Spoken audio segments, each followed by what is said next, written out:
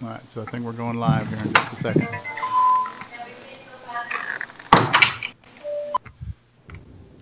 I'm wondering if Steve Bjork has got a green screen behind him.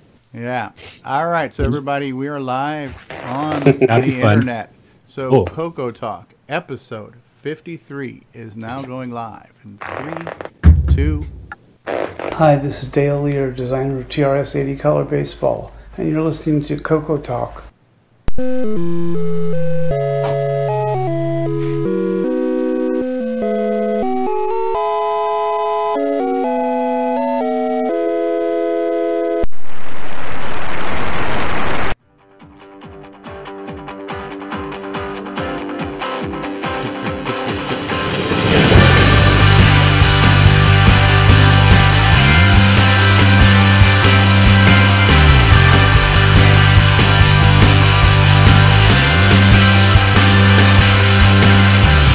This is CoCoTALK, the nation's leading live talk show featuring the Tandy Color computer, with your host, Mr. Gameplay Goodness himself, Stevie Stroh.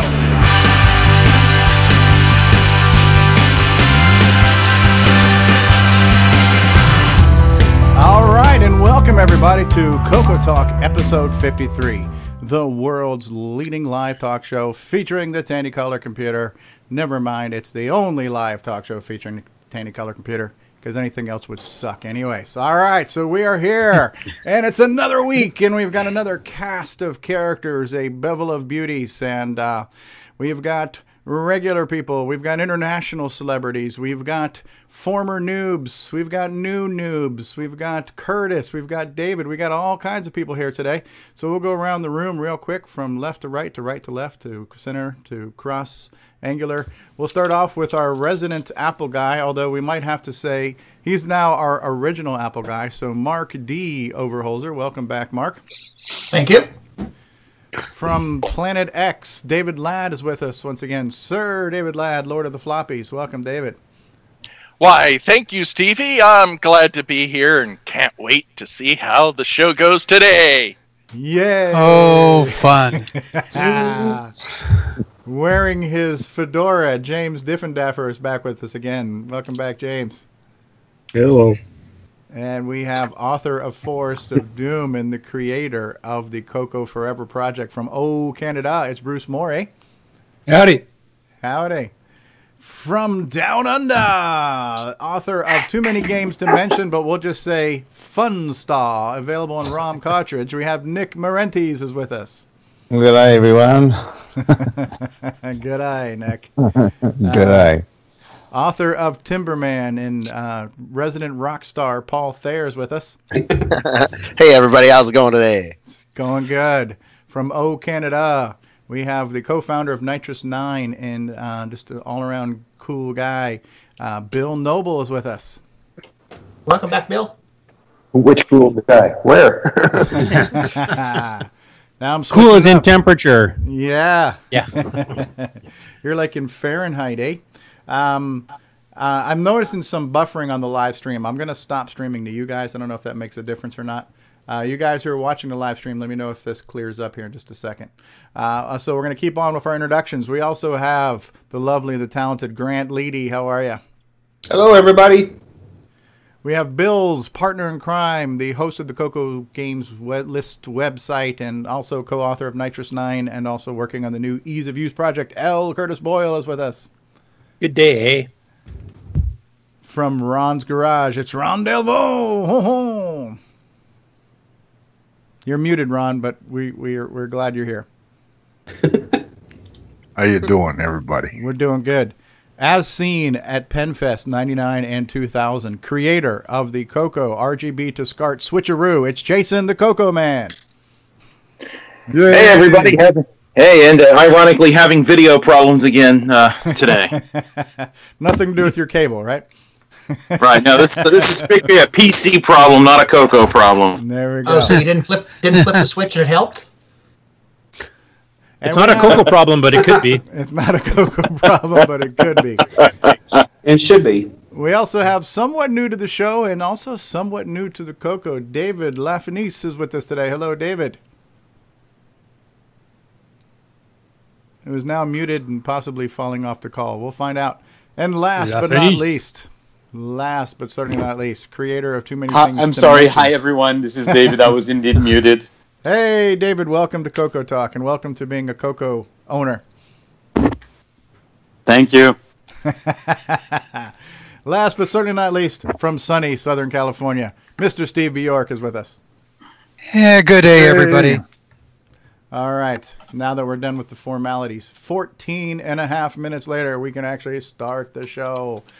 So we're here. It is CoCoTALK. It is episode 53. We are 2 weeks away from CoCoFest, so we got plenty to talk about. I'm going to guess. Yay! Yay! We're going to talk about CoCoFest and other things. I want to say hi to who's with us right now in the live chat.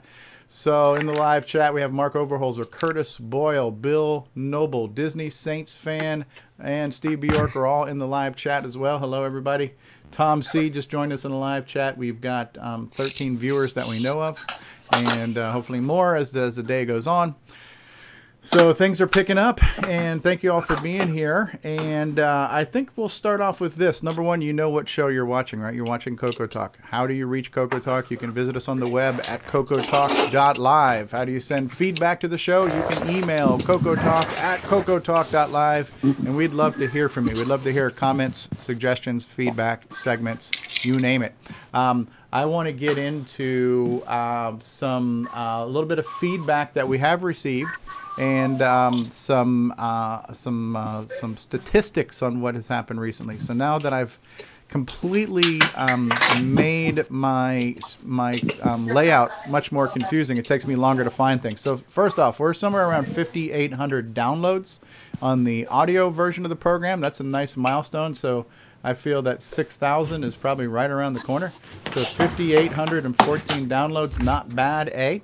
We did get a pretty nice comment on last week's show from Joseph Ruff, who I did also invite to join us today. I'm not sure if Joseph will be able to join us, but he was talking about, he said that speaking of fortifying CoCos and dragons, I had the following idea. Sometime during the 1980s, Moss Technology hypothetically would have designed a 6547 version of the VDG chip used in the CoCo and the Dragon. And it might integrate the 6847 and the 6883 in the same chip. It might have provided a limited version of tile-by-tile color attribution such as a VIC-20. But for me, my fantasy was Moss Technology might have done this. In addition to integrating the 6847 and 6883 on the same chip, it would have provided 1 bit for color intensity selected text modes in an 8x12 character increment on the basic 32x16 up to at least 36x18 or 48x16 or 54x18, 8 color registers, but only 4 usable for graphics wider than 216 dots. But dot patterns able to artifact and true graphics resolution selectable of 432 by 216 and multiples of 64 or 72 horizontally and vertically. Whew. Anyways, can you please be more specific? Yeah. Yeah. From that all in one breath? It would never happen. Yeah, Moss was owned by Commodore, so that would not happen. Yeah. They were too busy doing other stuff. But he was talking about kind of a wish list, and to me that seemed like a great segue to talk about, you should talk to Bruce Moore, because Bruce Moore is working on what coulda, shoulda, woulda been with CoCo Forever. There is enough pins on the 6847 to address 8K of RAM. Just pointing that out.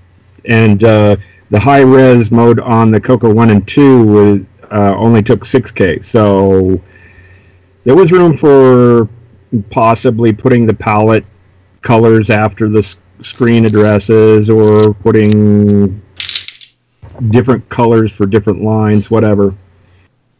So there's room to do something there. There you go. So you never know, and at this point now, all the new CoCo new hardware projects like the CoCo FPGA and the Matchbox CoCo, they've already taken things a step further and added additional modes and functionality too. So we are getting something like that now, but it would have been neat to have a little more back then. I agree. Yeah, the 8K, I mean, you could have fit a 320 by 192 screen in mode 4 too. Yep. And there you have it. But I thought that was neat, and thanks Joseph, for your feedback. We love hearing from that. That's the kind of stuff we like to get. Also, speaking of feedback, we got one more. So let me switch over and show you guys this one too. I think you guys all saw this, or some of you did anyways. So we got an email from Corey JH, and he said, the flashing color cursor. Wow, that is a blast to see. I have my TRS-80 CoCo original in the basement. Been wanting to find an emulator for a while. I stumbled across your site. Very fun.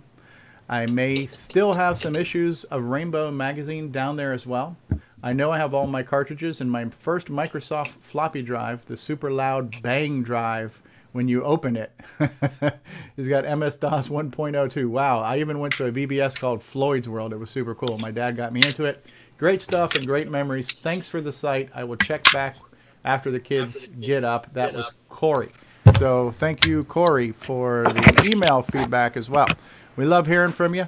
And you guys, anybody wants to send us some feedback, you can send an email to CoCoTALK@CoCoTALK.live. So thanks for that. Cool stuff, cool stuff. I think because we've got a new person on the show, and we got a few people making noise. I'm not sure who the heck's messing with their microphone right now, but that's okay.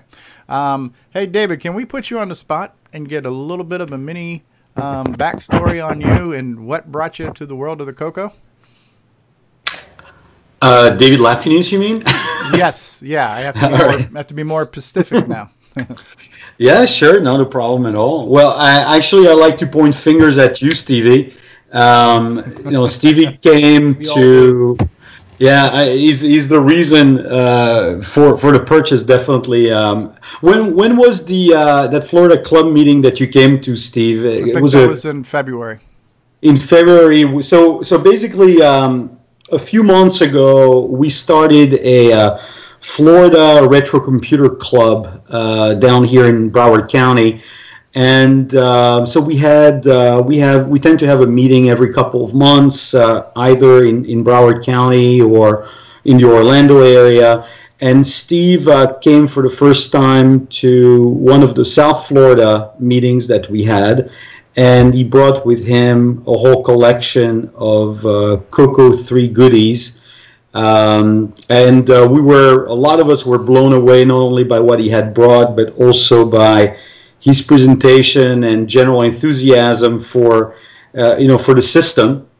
And that got me really excited, and I started looking on eBay almost immediately. Eventually found a CoCo 3. Got myself a 512K expansion, got the CoCo SDC with the case, got a couple of deluxe standy joysticks, and really got started by connecting my Commodore 2002 RGB monitor to it, thanks to some cabling from Cloud9. And then subsequently here, I actually got myself a very nice 10D CM8 RGB monitor, which is a perfect addition to that setup, and I'm currently eyeing one of those mini MPIs from what's that, Ed Snyder? Yeah. And you want to wait on that? You one? And everyone else. Yeah, do not just wait. We've got some great news later about that. Okay. And then very interested also because I was eyeing one of those Orchestra 90 carts that exist there. But then I learned about the CoCo Flash. I'm thinking, well, based on what I'm reading, it looks like the CoCo Flash could be maybe a valid clone of the Orchestra 90 and a lot more. Yeah. So I had some questions about that as well. But the reason behind my introduction to CoCo 3 it's all you, Steve. And before the CoCo, what systems did you own then, and what systems do you own now? So, I got into retro computers a couple of years ago after, lurking in that scene for a while and playing with emulators for years. My entry in retro computer was primarily from an Apple II/Commodore angle. And the very first retro computer I bought was actually an Apple IIe with, the monochrome monitor and the duo discs. And And then went into the Commodore, got a Commodore 64, VIC-20, 128, and now I own basically roughly 25 different systems, ranging from basically the entire Apple II line, the Commodore line, the Macintosh line, got a couple of IBMs in there as well, got a TRS-80, Model 4P, Model 4D, and then the Tandy-Color Computer 3. So, but I did my little inventory not long ago, and I've got roughly 25 different systems. Wow. Yeah. So, but I have to tell you, I'm very impressed by the CoCo 3. I never experienced the CoCo 3 back in the day. And I knew a little bit about probably about the Model 1. I think a buddy of mine in Belgium had a Model 1. But that's really the only contact I had with the Tandy Radio Shack line at the time. Then the very first one I bought as a retro computer was the TRS-80 Model 4P, the portable, the luggable version, I should say. Mm-hmm. Enjoy how retro that all felt. That one feels really retro. And then got a great opportunity with a local Craigslist vendor for a 4D. So I got the 4D and then the Color Computer 3. But what I really enjoy the most is when you jump from one system to another like that, from an Apple to a Commodore to a TRS-80. It's apples and oranges. I mean, it's a completely different system, very little overlap. In terms of even the knowledge base, completely different communities of people with very little overlap as well. And so that's a lot of fun, and that's why I think you never really get bored with a retro computer collection, because once you think you've seen it all, you just go and, for example, buy a Sinclair Spectrum or an Atari computer, and you start from scratch with a whole other world out there. Yeah. So quite exciting. That's cool. And I brought Mark up bigger too, because Mark kept nodding his head every time you mentioned the word Apple, and he's pointing to the Apple behind him and everything else too. So Mark is our Apple guy who became a CoCo guy too. So we can forgive him for that. Yeah. We don't hold. If they forgive me, they'll forgive you. Yeah, we don't hold too many grudges here at CoCoTALK. I have to tell you, back in the day, I could really not afford an Apple. So for me, buying an Apple has been only a retro computer thing, because in the 80s, they were just unreachable, mostly in Europe. They were extremely expensive. So the Commodore 64 and the Commodore, really when I was growing up in the 80s, the VIC-20, the Commodore 64 and the Commodore Win-28 were my systems, and I was only drooling at the Apples and all the other things, but they were out of reach for me really back in those days. Yeah, that was the same with me too. I started using an Apple II Plus in school before the CoCo was even released, and like you said, it was a couple $1,000s to get a system with a floppy drive. So that's crazy. Yeah. Well, welcome to the show, David. I know you're going to have some questions for us, and we've got a lot of people here. Matter of fact, one of the things you also got, which you showed on Facebook, and we'll show some of those pictures, but you got the Nick Marentes Popstar Pilot Collection, and Nick's on the call. So if you want to say hi to Nick, he's here. The author is. Hey, Nick. Yeah, Nick, I actually think you commented on my Facebook pictures there when you saw my three kids I did. Playing your version of Pac-Man. They had a blast, and I'm catching my daughter, specifically the 15-year-old, is really hooked. And I find her in my little mini man cave now, going in there, turning on the computer, and trying to beat her own scores. So all thanks to Nick's Pac-Man version. How many intermissions has she seen so far? Intermissions? What do you mean by that? Well, every so many screens you get a little intermission, like a mini movie. I don't think she's gotten that far yet. Okay. Yeah, I think it's roughly every two boards. In the original Pac-Man, it would be a little chase scene where you'd see a little cut scene. Well, how would you know, Steve? Yeah, I was going to say the same thing. Wow. I could always watch this YouTube. He has it on good knowledge. That's what happens. Yes. We've also been joined by Brendan Donahue. Welcome back, Brendan. Good to have you. Hi, Brendan. You're muted. You're muted. All right, can you hear me now? We can hear you now, yes. All right, yeah, thanks. Thank you. Author, or not an author, but creator or co-creator or part creator of CoCoVGA is with us here in the flesh. And we've been talking about CoCoVGA a lot lately because Curtis and David Ladd, and I'm not sure if Bill, have you been involved in the CoCoVGA update? But yeah, so you're aware of what they've done with Nitrous 9 Level 1, Brendan? Oh, he was directly involved. Okay, all right. So it wasn't a surprise then. Yeah, but I definitely appreciate the amount of time they've been spending on that, and all the questions and all the builds that David put together and all, so that Ron Klein and I could do some testing and experimentation with it. So yeah, that's been really great. I'm really happy that that's part of the build now. Excellent. And still more to do, but yeah. Yeah, because it's one thing when you make something, right? So like a perfect example, we've been talking about sound, right? There's all kinds of CoCo sound solutions, but there's not widespread support for them.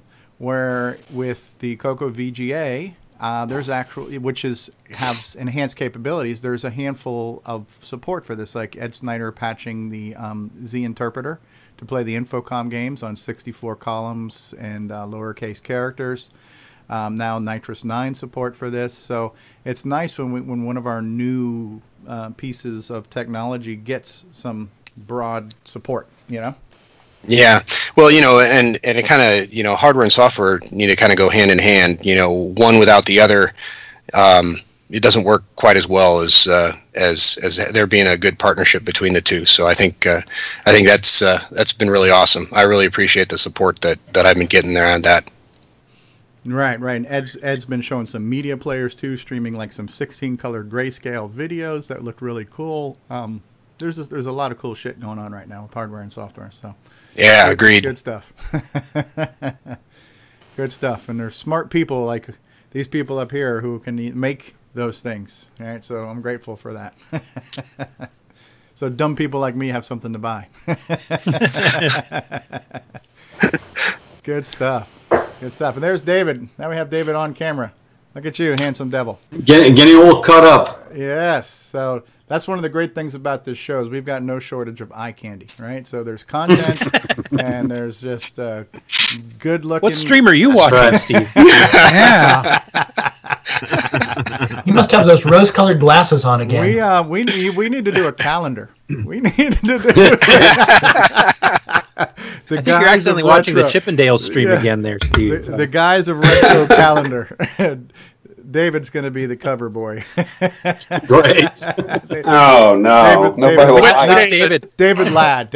I have to now specify. Okay, so, yeah, can we get a color photo of him, though? Don't I think worry. that, I'll pick out the swimsuit for that one. Oh, please. No. I'm thinking how many beers in are we here already? I'm thinking a shiny gold bikini bottom for you, David.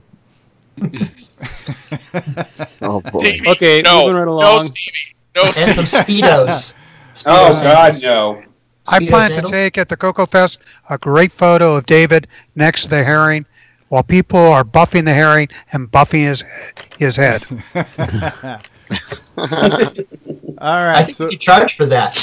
$1 or $2 to rub the hair in. Two bits for a shine. We are we're gonna switch gears here in just a second and talk good. about our project updates. But before we do project updates, I'm gonna do a quick mentioning of our sponsors because I've spent some time today updating this, so this looks much more organized and prettier now. Our sponsors. You guys can't see it on Skype because I'm not streaming it back to you guys. But anyway, so I want to thank our sponsors and supporters of the show and friends of the show. So we actually have here with us too Brendan Donahue of CoCoVGA. Brendan, what's Steve? How do you pronounce Steve's last name? Who you work on this with? Steve Spiller. Spiller with a P, like spilled milk. Okay, so yep, that's right, exactly like that. You and Steve Spiller are kind of the partners in the hardware design of this. Yeah, he's a little bit busy with his family, so usually I go to him when I have a harebrained idea and I need a lot of software support. Like the idea I had around doing the combination lock and things like that, and I needed very specific timing of the register writes. So I went to him with my idea. I had the hardware implemented, and he put together the assembly language for me, for example. Okay. So, cool. So anyway, so yeah, I usually go to him with, like I said, some of my crazy ideas, and when I need help. Okay. Just out of curiosity, is he related to Jeremy Spiller, another famous CoCo programmer? No relation as far as I know. Because I know Jeremy and his dad both programmed CoCo stuff and wrote articles for Rainbow back in the day, so I didn't know if he was related to them or not. Yeah. And so you and Steve kind of do the design, and then Ed Snyder does the production. That's right. Yeah. Right? So great combination of talent there. Yeah. Well, we sort of got stalled out at one point with the sort of prototype board on perf board and its abilities and the sorts of line losses and things that we had. There's a lot of noise, and it was just going to take us way too long to put together a board. So I was really happy that Ed was willing to work with us on that. Okay, very cool.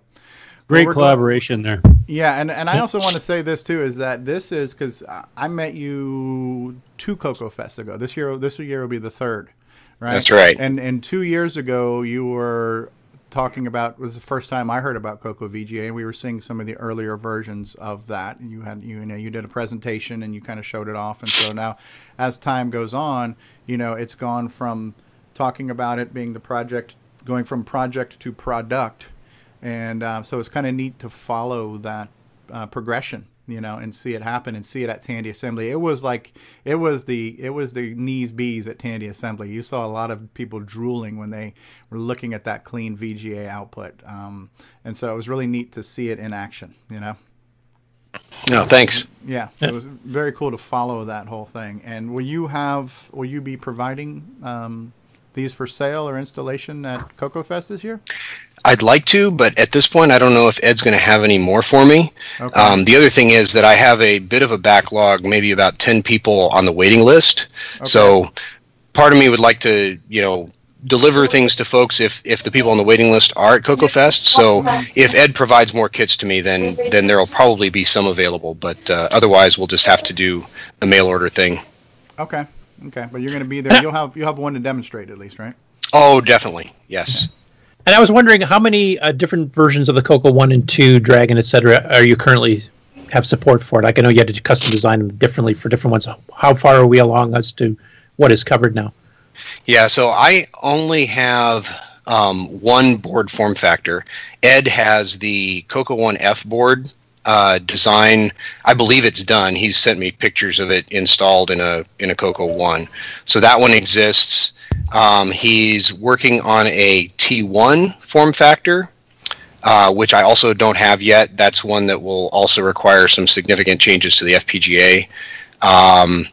And I think he's also working on a form factor that will, so the board extends out on the Rev B CoCo 2. The board extends to the left of the 6847 socket. Well, the CoCos with the RF can mounted flat, you're better off with the board extending to the right of the 6847 socket. So he has that design as well, and he's sent off. I think he has sent off, or at least designed, all 3 of those new boards.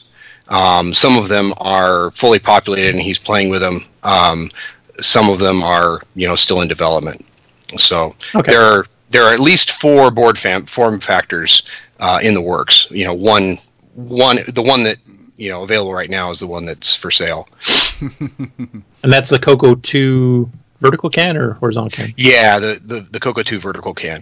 So if folks want to get on the mailing list, I've been taking notes about what form factor they might want, and then when they come available, I can just try to get if he sends me a set of a certain type, then I'll try to honor those requests for those types of form factor boards first, kind of thing. Okay, because the TDP 100, from remember, that has an F board, so that new F board should work with that. The Dragon, does it use one of the existing designs, or is that a unique design itself? So, so the existing design works as long as you stack about 5 or 6 sockets in order to get it to clear the edge of the inside of the case. So I think the Tano Dragon fits fine. So the US NTSC or North America NTSC style one, it fits fine without extra sockets. The Dragon 32, the PAL version, requires a stack of sockets, or it will need to wait for the board form factor where the board extends to the right of the socket instead of to the left. Okay. They actually make sockets with long leads for like troubleshooting and testing stuff. So. Yeah, I actually grabbed some wire wrap sockets, and unfortunately they don't, because they're square pins, they didn't fit so well in the machine pin socket that I installed. So, gotcha. So I ended up having to do the stack of sockets. But machine pin sockets, right? Yeah, exactly. Yeah. Cool stuff. What else was I going to say? So for somebody who's not aware, do you want to give a quick explanation of what the CoCo VGA project is and what it brings to the CoCo? Sure. So yeah, CoCo VGA is it basically takes your CoCo 1 or 2 or your Dragon. You take out your 6847 video display generator, replace it with this board, put your video display generator chip back into that board, and then not only does your RF or composite output, whatever you happen to have on your system, still continue to work because the existing 6847 drives that, but it also drives out VGA at a maximum resolution of 640 by 480, 60 hertz. So the bog standard, original VGA signaling style. So anyway, and then it provides a couple of in addition to artifacting and some modes around that, it also provides some other features like 64 column text, the ability to set your own palette, a 16 color graphics mode, and there's some other features still in the works. Right, and it's all been enhanced to the basic language too. Very cool stuff. Let me really quickly acknowledge a few people who've just joined us in the live chat too. So our good friend Alexander Wallace from Mexico has joined us. Viva la Mexico! Alexander has joined us. And then we also have Wayne Aaron, who has just jumped in and says, just wanted to say hello to everybody. I really love the show. We're happy to have you here, Wayne.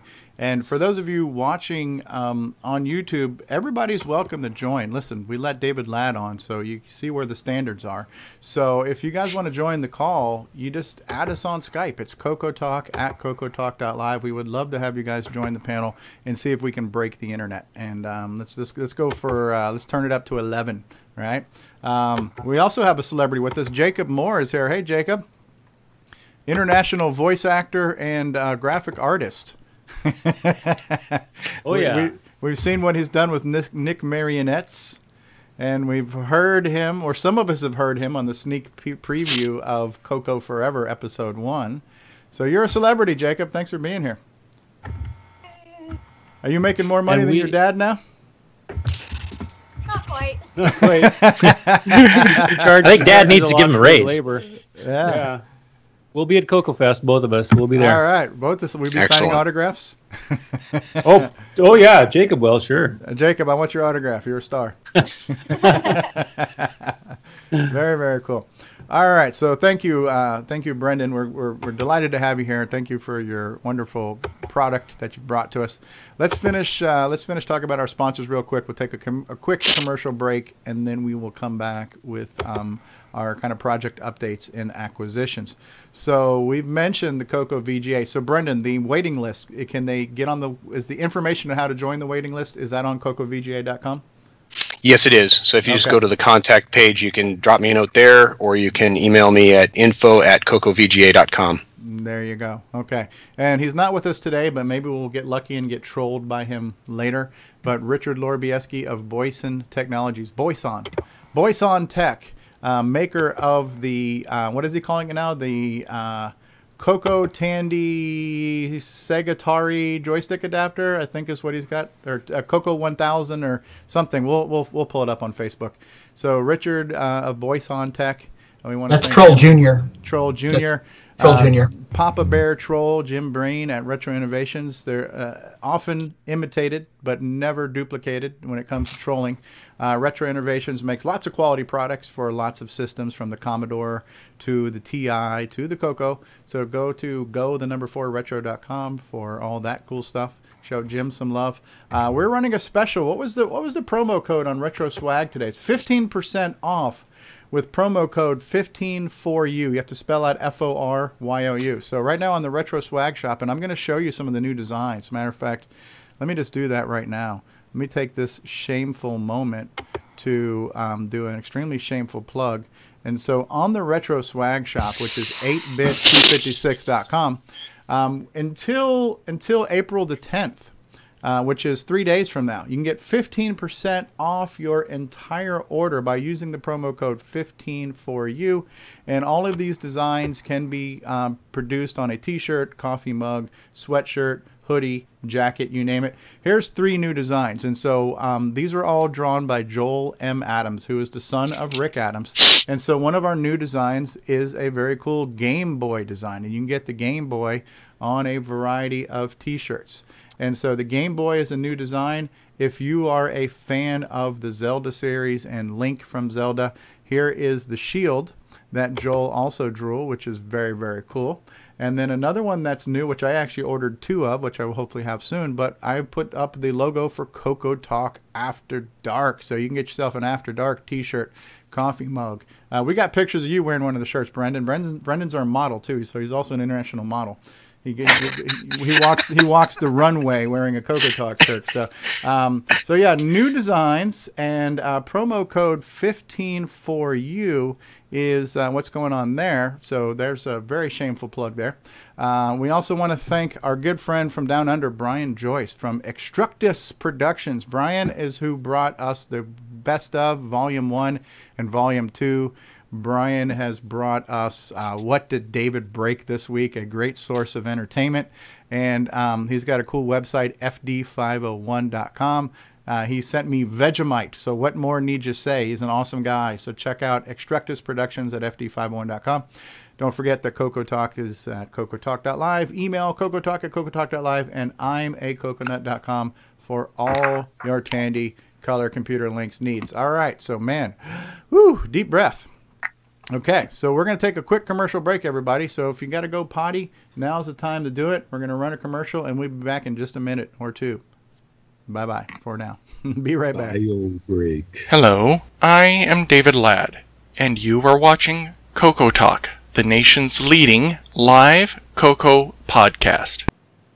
Hi, I'm Mike Rowan, and you're watching the original gamer, Stevie Stroh. And when you're done watching, come over and listen to the CoCo Crew podcast.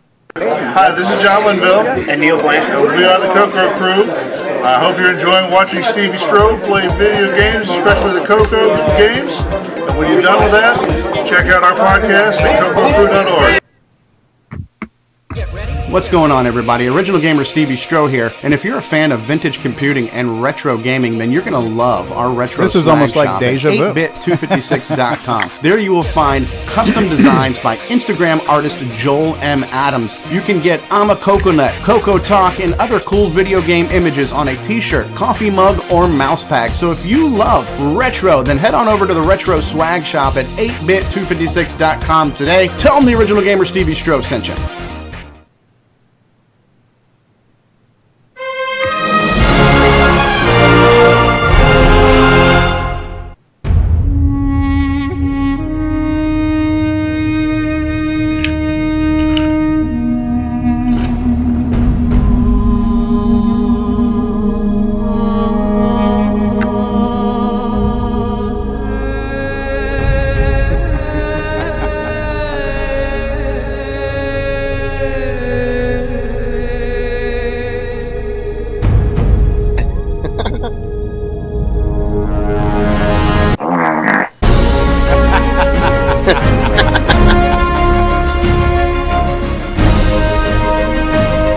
You're way too proud of that.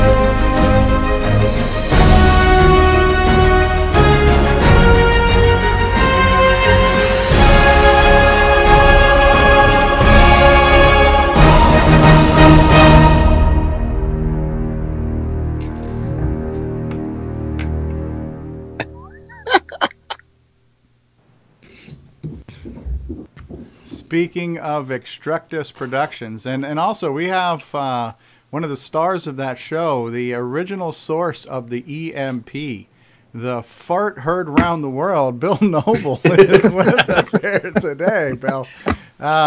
Steve, I got to say one thing, though. Steve, I have this very strong deja vu feeling right now for the last 5-10 minutes. Deja vu. Deja vu all over again. Yes. It's Groundhog's Day. So I think you need to mix up the content a little bit more. There we go. Well, yeah, those commercials are. It was perfectly bad timing that commercial ran right after I spent 20 minutes plugging the T-shirt. Yeah. What was what? Nice shirt, Jason. Look at Ron DeVoe's picture. Oh yeah, that was put up on Facebook. Yeah, that was. I think Brian Blake did that. So that's the pillars of our. Yes, that's the Mount Rushmore of the CoCo, if you will. Boise, Simon, Ed Snyder, and John Linville. If there was a Mount Rushmore, some of those faces might be on it. Cool stuff. All right, so I'm going to start off project acquisitions here because I got something. And it's not necessarily a CoCo product, but it could be. And what I got, which is pretty cool, pretty geeky, but I got a 20-sided die coffee mug.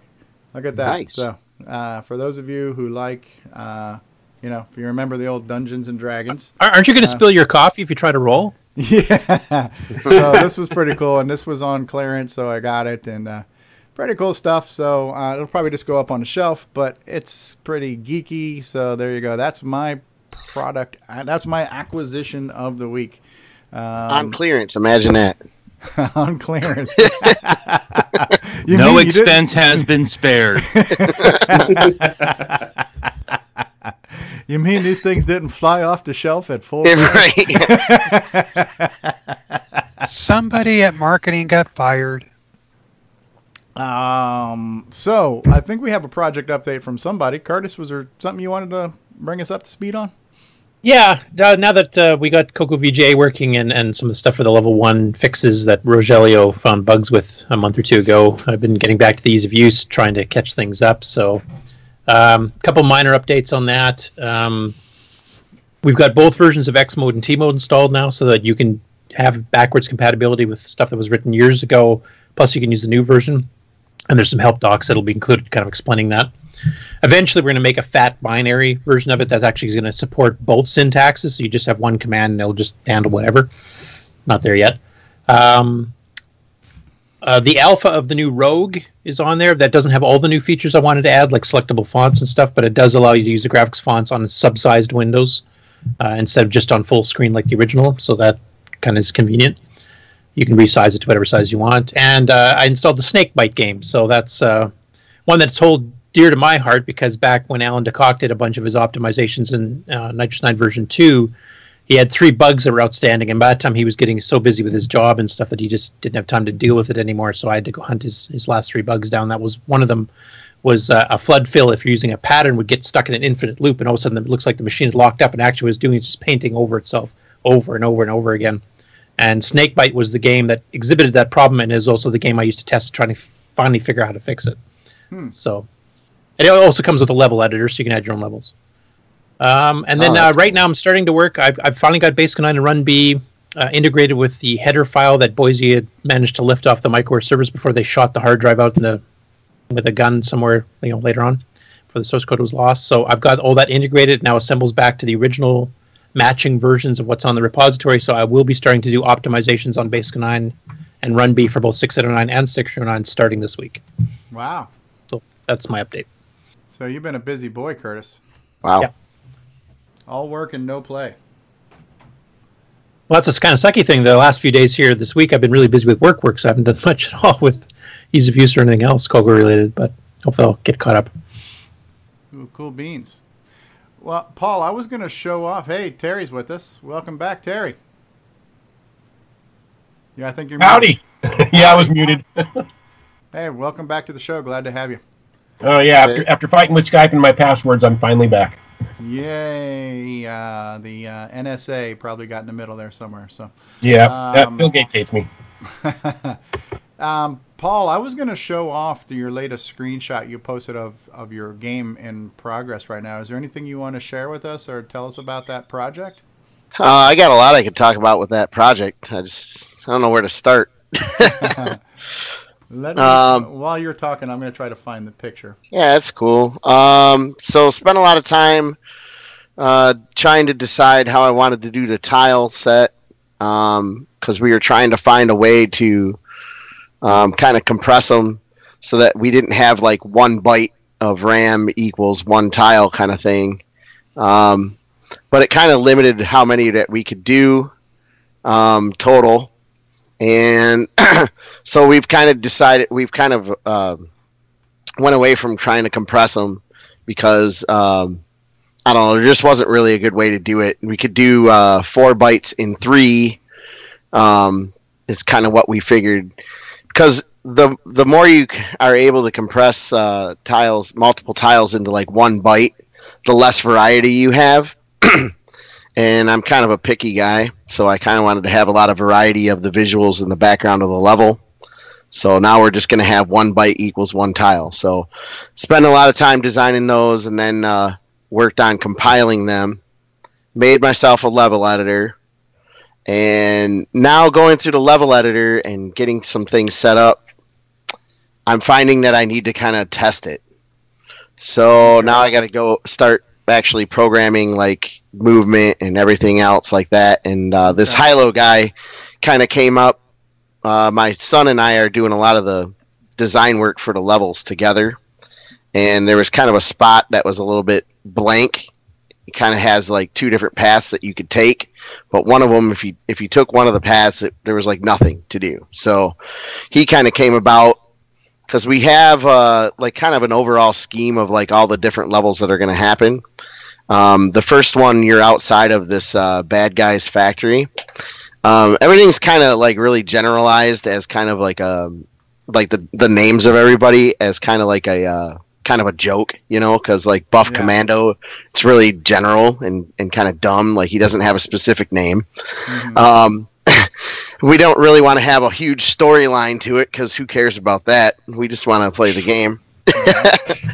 I like your naming convention because that reminds me of the way Tom Mix used to advertise their Popeye clone. You know, big fat guy eating a sandwich, and that was what they actually called the character. You're right, exactly. And well, Bad Guy actually kind of has a little bit of a backstory. So his name, or it's actually Bad Dude. I keep messing it up between Bad Guy and Bad Dude. So Buff Commando, his character in general is kind of stupid. And the guy that he's actually going up against, his name is actually Eugene Badaduty. But since Buff Commando can't read, he screws it up and calls him Bad Guy for the whole game. That's a little bit of storyline, so to speak, for the thing. Well, it turns out that Eugene, like at the end of the game, you're going to find out, and this is probably a spoiler alert, right? That Eugene and Buff Commando used to go to school together. And Buff always picked on Eugene, and then he started this evil empire to get back at him, and that's the premise of the game. So you start out outside of his factory, you go into his factory. We're even thinking about having a 3D segment of you, because like the way that you get into the factory is through a vent at the top of the on the roof, and we're thinking about having a 3D segment there where you kind of tunneling your way through and find your way into the factory, and then from there, there's a lot more stuff like an elevator. There'll be like mini sequences in between levels where like there's one that I have an idea for that's Buff Commando goes to the gym, and it's kind of played out like Dungeons and Dragons where you're walking along the city street, because apparently Buff Commando is going to take a break from being a hero and go work out in his town and then come back to where he was anyway, and bad guys will be coming out, and it'll be a segment of a beat 'em up, you know, in addition to the platforming and stuff like that. So what's going to make this all possible is the fact that Simon was able to like kind of optimize some of the disk controller routines in assembly. So we'll be able to like load graphics pretty much on the fly in between segments from the disk, as opposed to having like, you know, all of the levels packed into RAM, which kind of limits things. So we'll see where our limits are as things go, but we have kind of big ambitious plans for this thing. It's probably going to take us a couple years to get it all done, but taking a break from it for right now because Patrick Thomas got a group of us together to start development on a platformer. It's a platformer but role playing at the same time kind of game, and he wants to get the ball rolling on that. And everybody's been kind of flaky, including myself. So I'm gonna take a break from Buff Commando development for probably about a month because there's some stuff we got to think through for level design. Well, as far as development on the computer itself, and then we're gonna work on Patrick Thomas's game for a little while. Is this going to be a CoCo game? The Patrick Thomas game, yeah. He's pulling together Simon, Glenn, myself, and obviously him to work on this. And Glenn's been Defender's kind of kicking his butt lately, but he's still working on that. And then Simon's working on his demo, so he's more of an advisor than anything else. Okay. He'll mod code when we send it to him and stuff like that. But so mainly, so Patrick, Glenn, and myself will be working on like a lot of the graphics, the sound, and the programming, and Simon will kind of like oversee that we're basically doing it the best we can. Okay. So that's that. Go ahead. Sorry. I was gonna say that's my update. I don't know if anybody's got any questions about anything. I can answer them or whatever, but I was just going to say, it sounds like you guys have now started that CoCo Dream Team that somebody came up with the suggestion for, you know? Well, there's a few other people that I would love to have on that, but let's see. We'll see what we can do, because a lot of the best games, you know, in history are always developed in teams and stuff like that. So you get a lot more variety and more length and playability, and you know, I just want something that people can enjoy and come back, you know, and play for numerous hours if they need to or whatever, you know. That was one of the things that I felt was like kind of a limitation of the system, maybe, in some of the older games. Plus, like a lot of the development tools from the 80s, obviously not the most user friendly. So now we have the ability, I'm thinking, to make longer games, you know, more of the length that you would see on like Nintendo, Super Nintendo, and Sega Genesis type of stuff, you know, by utilizing the disc to be able to load levels and save progress. There's also Easter eggs in this game, in Buff Commando, that I don't want to talk about those yet, but there's Easter eggs and collectibles, and like if you're a completionist, there's things for you in there too. Okay. So. Yeah. Excellent. If I can make a suggestion? Yeah, go ahead. You're talking about trying to save memory space and like that on the level designs for the map, that you wanted to go to basically try and get more than one square per cell. Yeah. One thing that you can always do is store the maps compressed. Oh, yeah, that actually we will do. Yep. Yeah. But we were looking at a way to like do the bit patterns in one byte to kind of represent more than one tile was all. So yeah, well, that's the thing is if you do compression on there, you basically have got that route. You've got that what you're shooting for. And I had to do that on my map games like Super Pitfall, Cave Walker, and stuff like that. You know, just to make sure everything fit. Did you decompress on the fly then? Yes. Per frame? Okay, interesting. All right, yeah. Because I was planning on doing like a 500, exclusively for 512K CoCo 3s, because, I mean, almost everybody's got one of those now. Mm-hmm. And I gave myself 16K for level design, and then I started laying it out, and I'm like, holy crap, this is huge. Even because there's vertical and horizontal scrolling in the game. Right. So, like, even climbing up and the height and the width, I'm just like, holy moly, 16K is a lot of level. Like, it was like probably, if you timed out doing all the activity in there, it's like between 5 to 6 minutes in a level that big. So, yep. I might trim them down, but so it sounds like I have plenty of space even if I don't decompress on the fly. So, there's a lot going on visually because we have split screen going on with resolution and palette. Oh, wow. So being able to conserve on cycles and having the game play at a decent speed Yeah, it's a big challenge, but I think we're going to pull it off. Yeah, I think going with the 512 is the proper way to go. The one thing that slows you down a little bit is you only have 8K windows into the MMU. Yeah. So it's like, okay, I'm reading character, so I actually, because I might go over an 8K boundary, you really need 2 blocks of an MMU. Yep. One of the things that's going to help. Sorry, Steve. Go ahead. One of the things that's going to help with that is the fact that for the actual game board part of the screen, we're using the same resolution as Timberman, which is like 7K. So most of that will fit right in there. And then the bottom half of the screen, which is basically your statistic board for the player, shows inventory and whatnot. And you guys had seen that in the past on some CoCoTALK.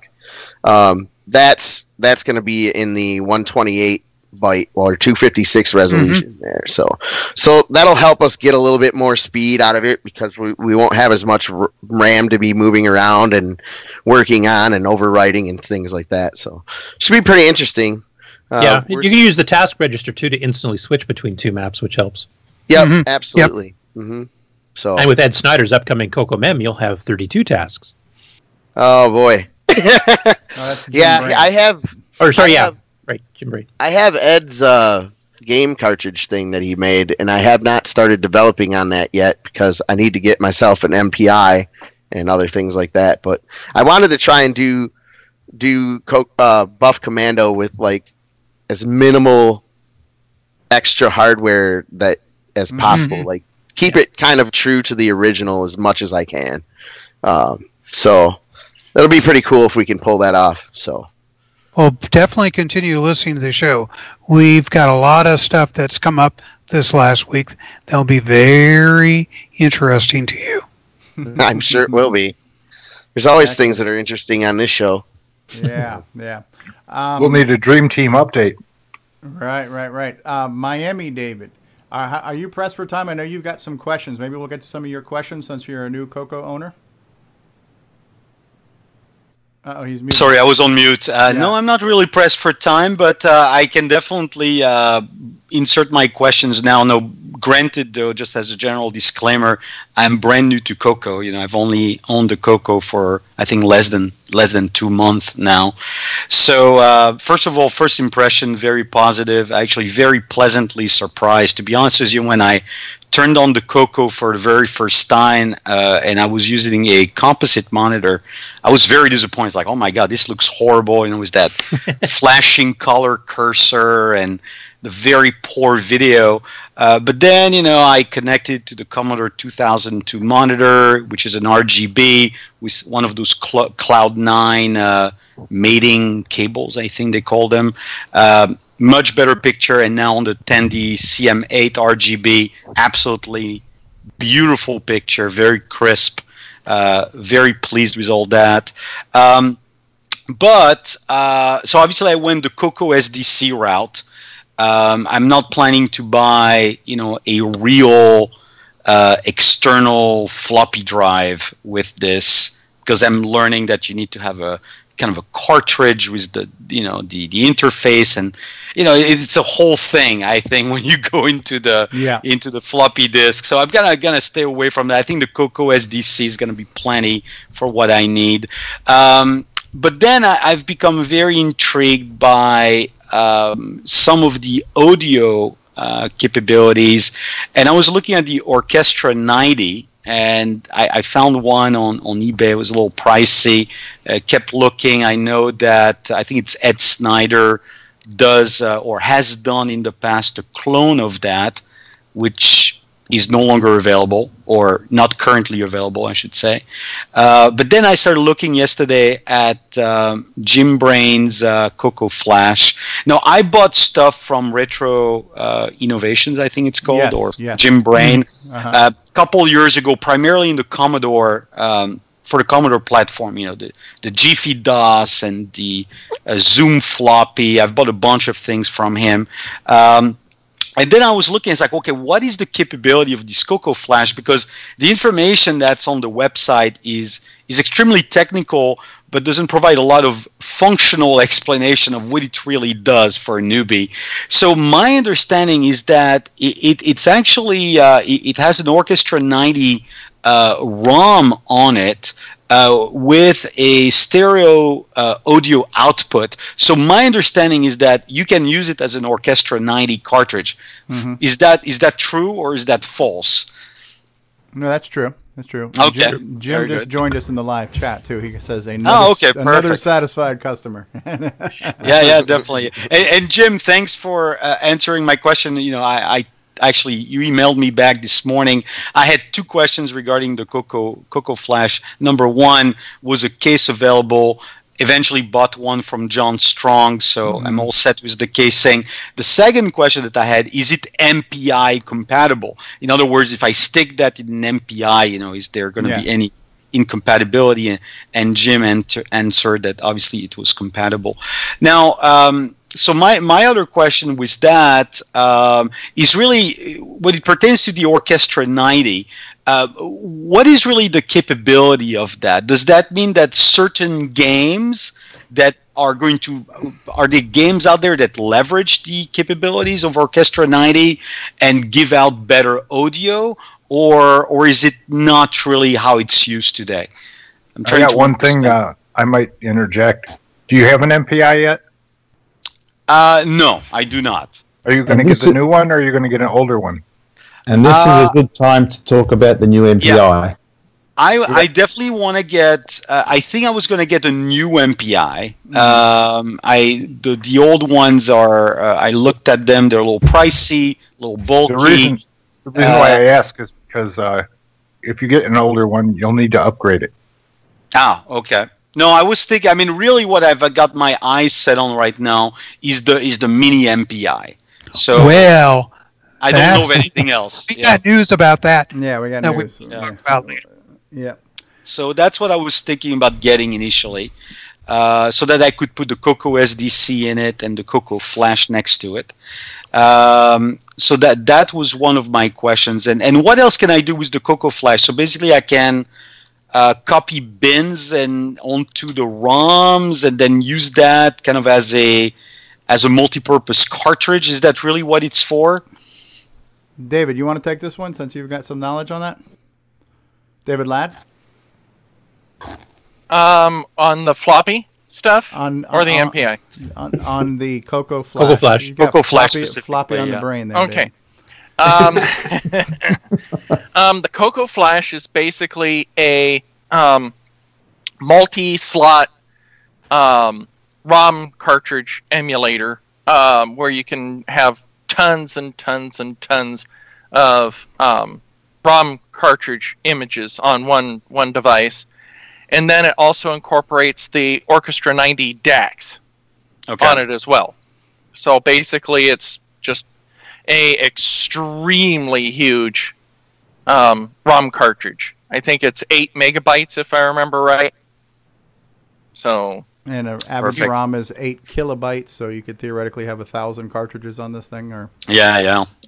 That's what I thought it did. I mean, based on reviewing what the website does, and then as it pertains to the Orchestra 90 capabilities, what does that do? I mean, is it really just to kind of play little audio files on the side, or are there games out there that are leveraging the Orchestra 90 capabilities in terms of improving the audio experience of certain games?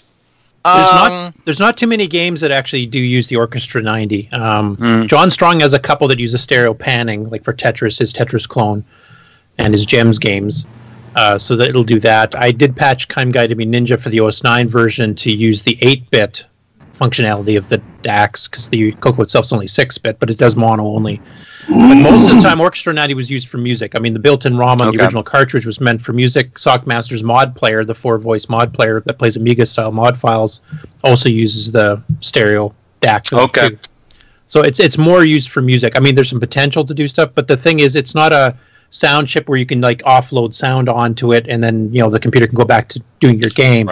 It's just a raw audio output, so the computer still has to generate everything on the fly constantly, just like the built-in DAC. It just gives you better quality sound and stereo capability. Oh, okay. And also I was looking at, because when I was comparing kind of the Orchestra 90 capabilities, there is, and I think it's Ed Snyder that came out with, and I don't remember the name of that cartridge, but I think it has the acronym PSG in it. And I saw it has like 2 Atari joystick port, but it seems to have audio capabilities as well. And I was trying to say, is that a substitute for Orchestra 90, or is that really a completely different product? Completely different product. Okay.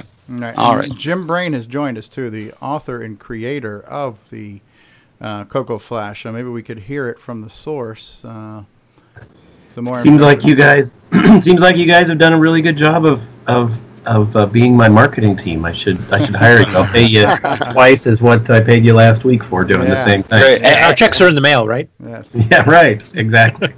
And it works even better, Jim, because even before this show, I had already issued the payment for the CoCo Flash. So that's I know. I saw your slam order. dunk. It came through this morning. So just so Gotta you know, love the internet. David, the Orchestra 90 was a kind of this weird anomaly that was created for the CoCo, but was really not really utilized back in the days of the CoCo.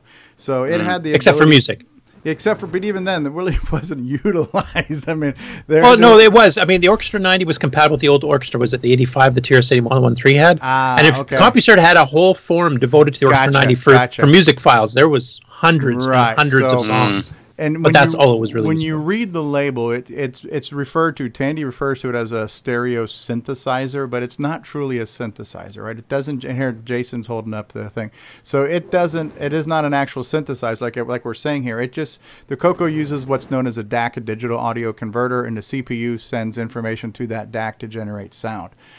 This has 2 DACs on it that are 8-bit and that are used to independent stereo. And so you could like how you could download a MIDI file or whatever. Yeah. They had Orchestra 90 tracks that you could download. It would do up to I think 5 tracks, so 5 voice polyphonic in stereo. 4 voice and 1 noise channel. Right, and so. Oh wait, no, sorry.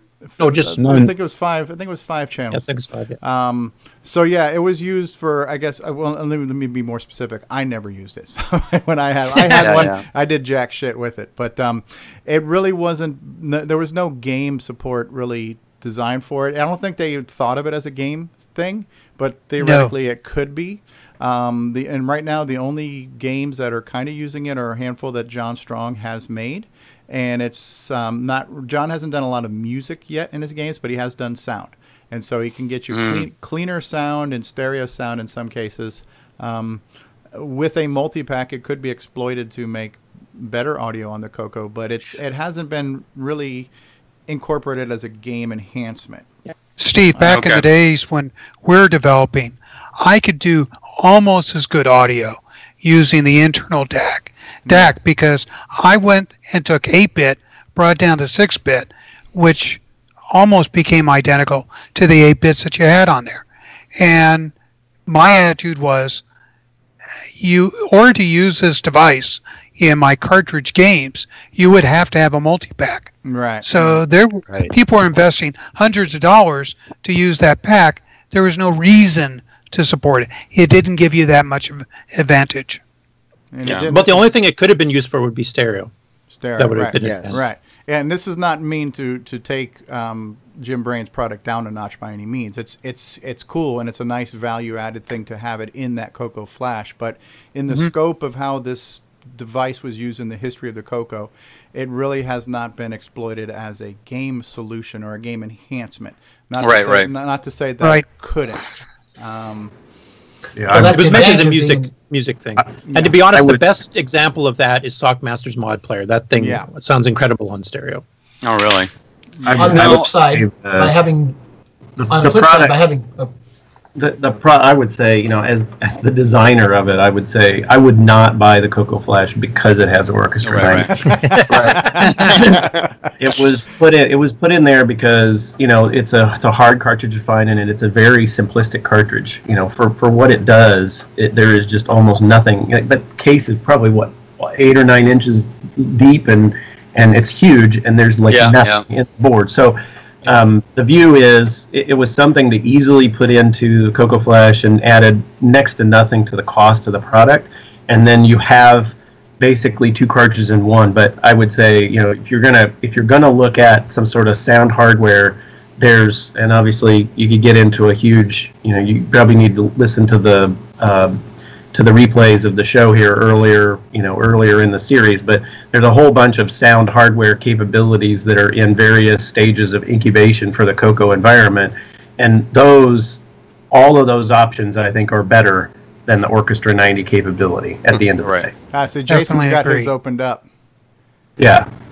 Well, and even that doesn't, that if somebody has a CoCo Flash, they just show that too, because literally all that stuff is just, the big chip is a ROM, and the rest of it is just a bunch of over-engineered TTL logic that doesn't really need to be all that complicated. So, Speaking as a true designer. Yeah. Yeah, as a buyer, to be honest with you, I looked at that as kind of a plus when I saw it, as like, audio output, so it covers what I thought I was getting with an Orchestra 90 plus a lot more, and so that was kind of I saw that as a bonus basically, but not as the key purchasing factor in that really. Good. But good. Now I've seen. Speaking about CoCo Flash, I've spotted a couple of videos on YouTube that talk about CoCo Flash. There's only a very few, and it seems that there are some kind of software solution that people run in order to view the different, I guess, files that have been loaded onto the CoCo Flash and run those files. Does that software come with CoCo Flash, or is that kind of third party that people have put together? It comes preloaded on the unit, so it comes ready to use. But the software is developed by Barry Nelson, it's another individual besides myself developed the software, and there's a couple other people that have extended that software, and so there's a couple different versions of it, and so you can choose which one you like the best to use, but they're all kind of variations on the theme.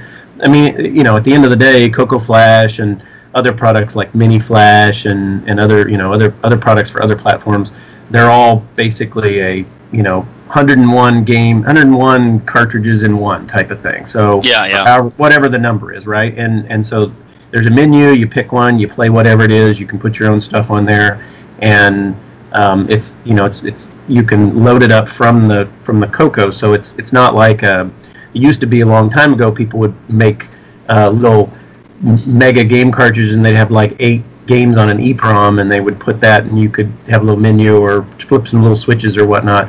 But this one is one you get to decide how you want to lay it all out, and this is you get to decide what you want on the cartridge or what you don't want on the cartridge. So it's kind of user initiated, but all the menuing stuff and whatnot is on the cartridge when you get it. Right, I think you actually have enough room in there. You can fit the entire CoCo ROM cartridge library on it, can't you?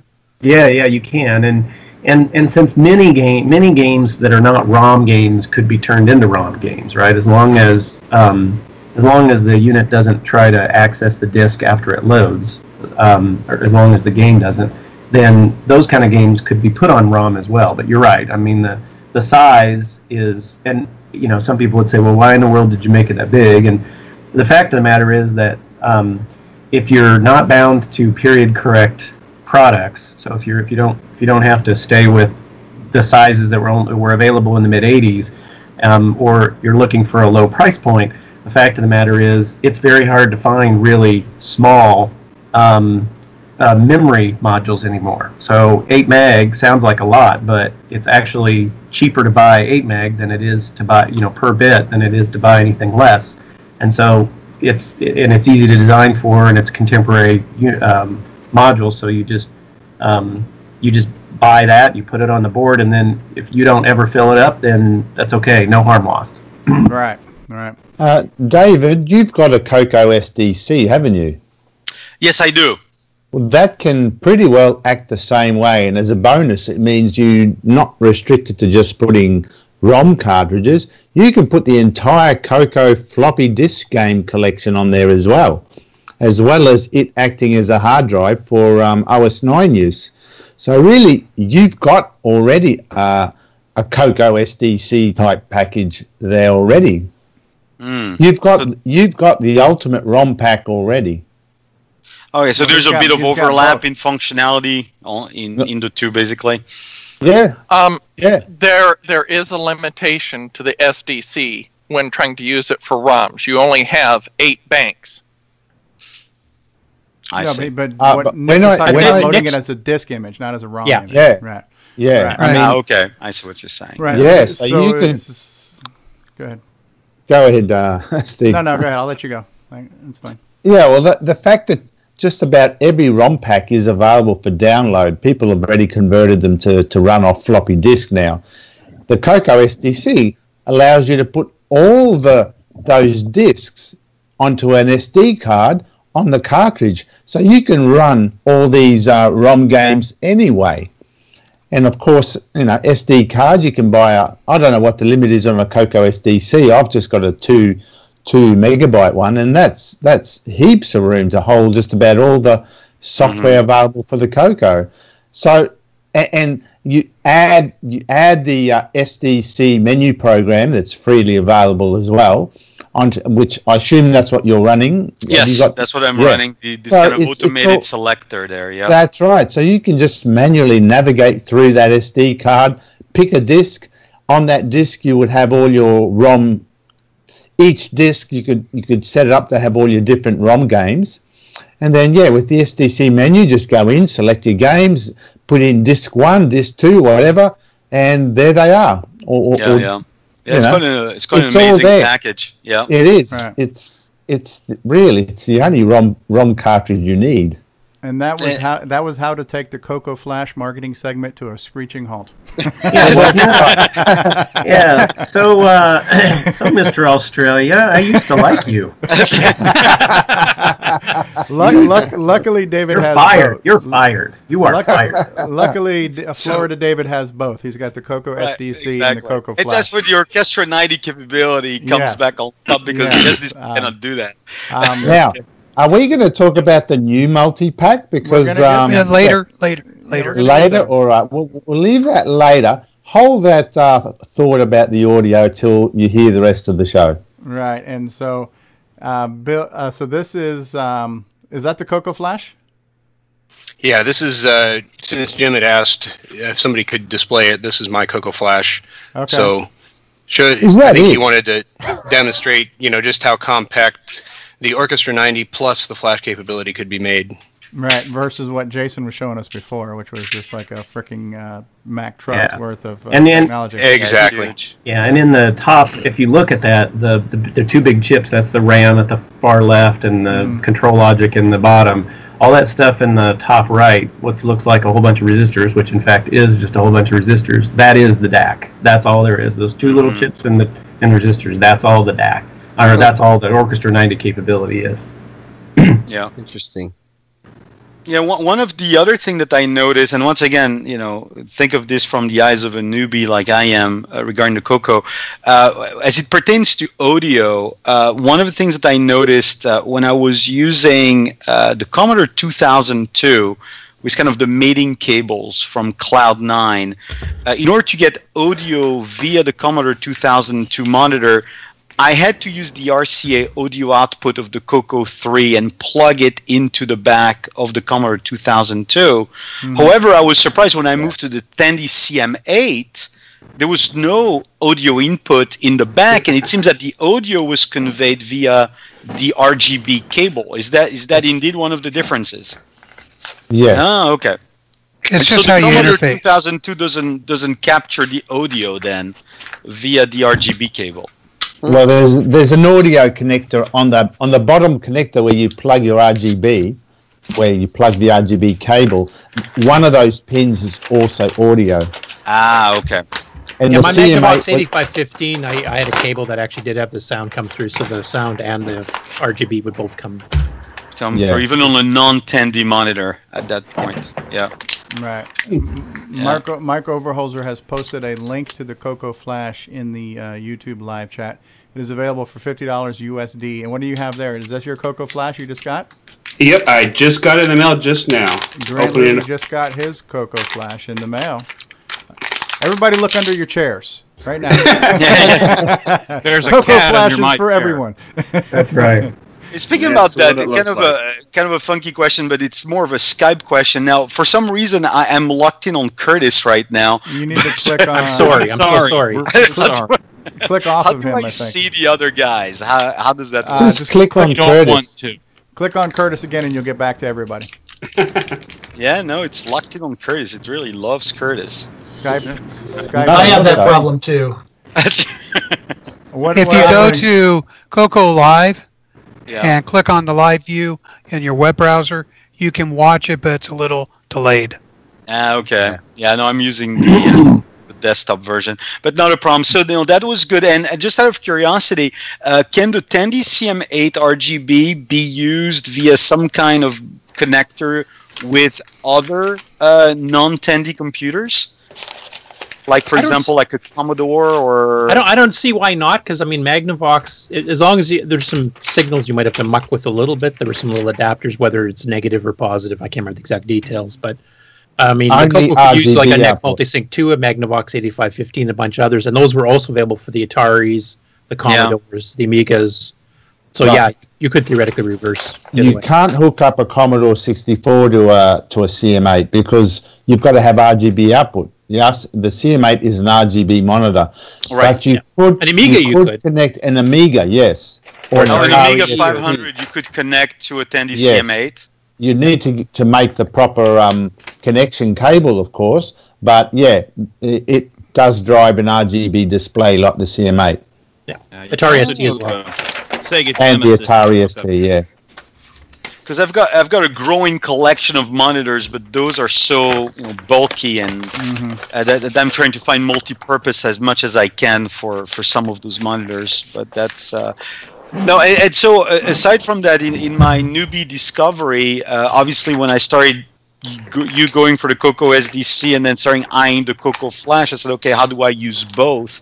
And I started looking at those MPIs, and I see the the vintage MPIs that are available on eBay. So I looked at those a bit, and then I looked at some of the new fabricated ones, including the mini MPIs. So I'm going to look forward to the conversation regarding what else is coming out that you guys were referring to. That could potentially fit the bill there as well. Hold your cash.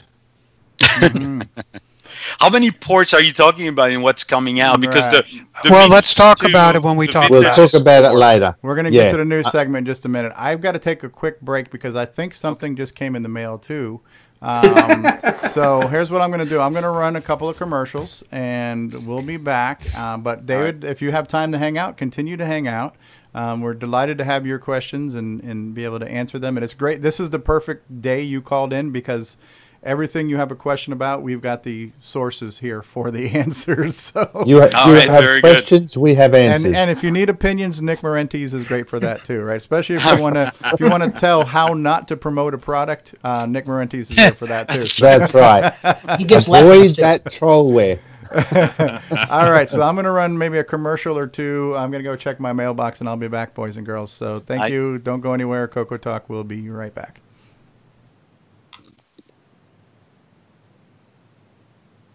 Times Garage, as you can see, Color Computers, CoCoTALK, Stevie Stroh. What can you ask for? This is the best.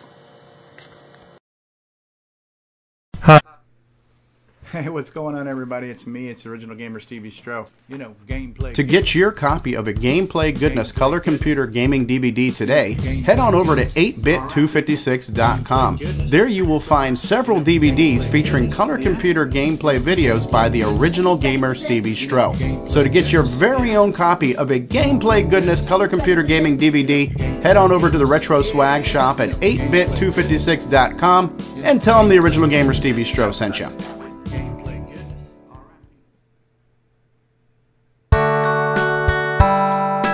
G'day mates, this is Nick Marionettes, author of such color computer titles as Donut Disaster, Rupert Rhymes and Rockstar Pilot. And I am here today to tell you about the world's most fabulous operating system, OS 9. OS 9 and its current incarnation Nitrous 9 is the most advanced operating system ever created. And what makes it so good? Ease of use. I find OS 9 so incredibly intuitive that I haven't once cracked open the user manual, and yet I've been able to create such incredible games faster than the time it takes to sing Waltzing Matilda.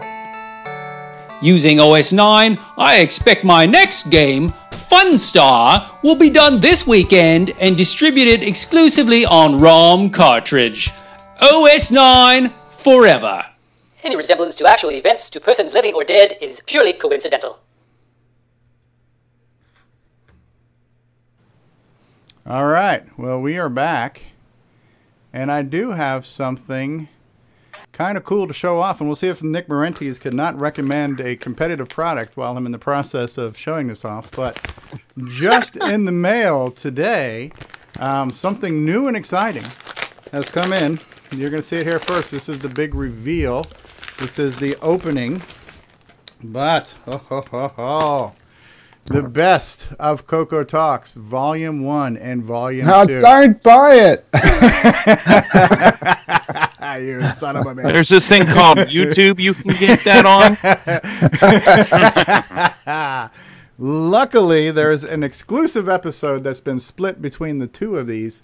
So there is something on here that is not available on YouTube. So this is Volume 1 and Volume 2. Very nice packaging. We're going to open it up right now. We'll take a look. I'm going to pop open Volume 1. So this is what I'm going to be, these are going to be made available exclusively at CoCoFest, which is 2 weeks from today. And of course now I am shrink wrap challenge. Okay, I think I just got it. Nice packaging. Woohoo! Look at this. I like it. I love it. When you open the whole thing up, that's the look, right? Okay, it's so damn glossy, right? So it's the whole thing, right? Now on the inside, shiny. You've got the DVD. I kept the gay pride flag here for Grant because he said I got to have at least something gay on here. So here we have that. That's the that's the color bars. So and now the inside here, this I did I thought was very clever. The insert here is a blank piece of paper because and you are clever. I am clever because what it says here is it says. This page intentionally left blank to get autographs of your favorite cocoa nuts at CoCoFest. So if you come to CoCoFest, you can meet 90% of the people who are on CoCoTALK every week and get them to autograph your Best of CoCoTALK DVD. And so this is Volume 1. And yeah, so the actual disc looks pretty nice too. Let me just get a kind of nice close-up of this. So that's what Stevie meant by in lieu of getting payment that we get some sort of recognition. Well, I'm charging $50 for a signature. Yeah. Yes. So, yeah, you forgot to put that disclaimer in, Steve. What's that? Our fees for the signatures. Oh, appearance fees. We got to pay for the motel somehow. Yeah, signature fee not included. Yeah. Are they available on cartridge date? Yeah, so what you can do is you can convert this to a bin, and then you can take that bin and load the bin into the CoCo Flash. There's room for hundreds of these things on there. So, yeah. And then you stream it through the CoCo VGA, right? In grayscale? Yes. Yep. And audio via Orchestra 90, right? Yes, stereo. Yeah, there you go. Perfect. I'm going to hold out for the Betamax version. Well, you do know the DVD is already retro. No one buys DVDs anymore. Yeah. That's true. Who's got a DVD player? Except for guys like us. Pick one up at a pawn shop somewhere, right? So. Yep, $15 or less. A Blu-ray player that plays them. So. Well, exactly. A Blu-ray player will play it. Most game consoles will play DVDs and Blu-rays too. Like I actually have been watching them in my Xbox, so you know. Yep. There are ways to play a video disc. There are many ways to do that. So cool. So so we have Miami David. I can't even say David L. So we have a new member of the CoCo communities here. Hopefully we answered some of your questions. And I got to get me a CoCo Flash too. One of the things where Nick was talking about where he says that the CoCo SDC is like a ROM cartridge. It is in a sense because it is a cartridge, but there are some slight differences because it is a disc image, and you know there's just some minor logistical differences. But functionally, the ability to pull up a software title very quickly, very easily, that is there. I think the nice thing about the CoCo Flash is if you wanted to experience all the cartridge games as a cartridge on a cartridge and not have to worry about loading them first and just boom, boom, boom. Again, very similar, but slight differences from a bin file versus a mounted disk image file. Mm-hmm. Okay, you don't have to stroke my ego. I'm fine. I'll be honest with you. I'll be honest with you. I don't know if anybody else does this or not, but I use things like this as a way to learn about the machine. Right? It's interesting to know what's going on, like a color computer. What makes it tick? How does it work? How do you interface with it? Whatnot. And emulating a drive, and don't want to take anything away from what Darren Atkinson did with creating CoCo SDC, but that's a pretty complex operation to emulate a floppy disk drive. And there's a unless you have really good knowledge of how the floppy drive system works, it could be a high chance for failure. And if you're just trying to learn the system, it's difficult to do. Cartridges are dirt simple, and so it's a very neat way to learn about the environment. And when you get done, you have something that people might be able to take advantage of. So I think that's really the purpose of something like CoCoFlash, and that with that success, then you can go on and work on other things that are more complex than that, like something like CoCo SDC or the Wi-Fi stuff or sound or whatever. But everybody has to start somewhere. The other thing you got to remember too is that micro SDs do wear out. You have to keep a backup because you never know when you're going to get that failure. Mm-hmm. Right. Another nice thing about the CoCoFlash is that if you were developing a game that ultimately was going to end up on a ROM cartridge, this is a great way to test that without needing an EEPROM burner. You can take that bin file, load it to Flash, and correct me if I'm wrong, Jim, but your CoCoFlash also supported the bank switching for games like RoboCop and a few other ones. If you've got the greater than 32K barrier, you can handle that too. Correct? It is. That is correct. That is correct. Mm-hmm. Okay. All right, so very good. I'm just popping in my DVD, and I hope the bloody thing comes up here in a second. That's one of the reasons why I ordered them early, is I wanted to make sure what. Here we go. All right, so here we are going to do this right now, folks. I'm going to show you what the DVD looks like. Hopefully here. I'm going to go back to full screen. I am going to shit. Where did it go? I got to find the thing. It just came up here a minute ago and said, "What do you want to do with this?" So I'm going to say, how do we do this? These are going to be available at CoCoFest, right? They're going to be available at CoCoFest. And now, how do I open?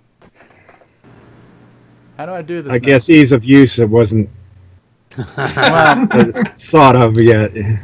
No, well, because my PC says, "What do you want to do with it?" And then I didn't answer the prompt in time, so now it's like, all right. So right-click on the drive and use the menu. I tried doing that. It wasn't frickin' working. So this is Windows in action here for you. All right, What's your day job? Windows 10. All right, open in new window. Open autoplay. Here we go. So I want to hit play DVD. There we go. We'll do it live. Baby. It is Windows 10. Yeah. And wait for it. Watch it, Mark. Watch it, Mark. There we go. It's coming up. We can't help it that, it's user errors, not Windows 10 error. Exactly. See? Oh, right. Could That's not his read payback. disk. All right, I'll have to deal with this later. I hope this is my freaking challenge and not the production challenge, which is why I have not tried to sell it online yet. I wanted to make sure the damn thing works. So, I had one problem before where somehow whatever image file I sent them didn't work right. So, all right, we'll screw with that later. All right. And yeah, so Brendan had also mentioned in the YouTube chat that the CoCoFlash was handy for helping Neil Blanchard and Rick Adams debug an issue with the new version of Bomb Threat. There you go.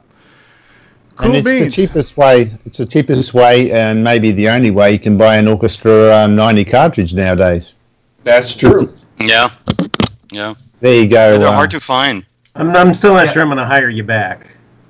I wanted to point out earlier, if there's an Orchestra 90 built into every one of them, if you're going to make a game that supports audio, everybody that has a CoCoFlash has got the Orchestra 90. So I'm sure Jim might give you an idea of how big that number is, and it's like, okay. Can't guarantee everybody else has the CoCo PSG or the CoCo GMC or the... Right. Mm-hmm. Do you know that number, Jim? 7. Within 25. 7. Within 25. Is it more than 50? I'm probably about 75 or 80 individuals on it at this point. Wow. Yep.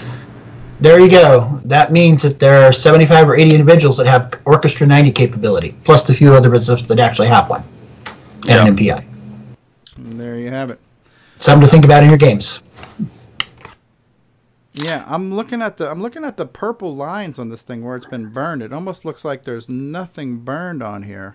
Very, very, very strange. I'll have to pop it into another player here in a minute. But yeah, listen, I know I uploaded huge amounts of files to these things, but I think this is a production problem, not my upload problem. They sent you a blank disc?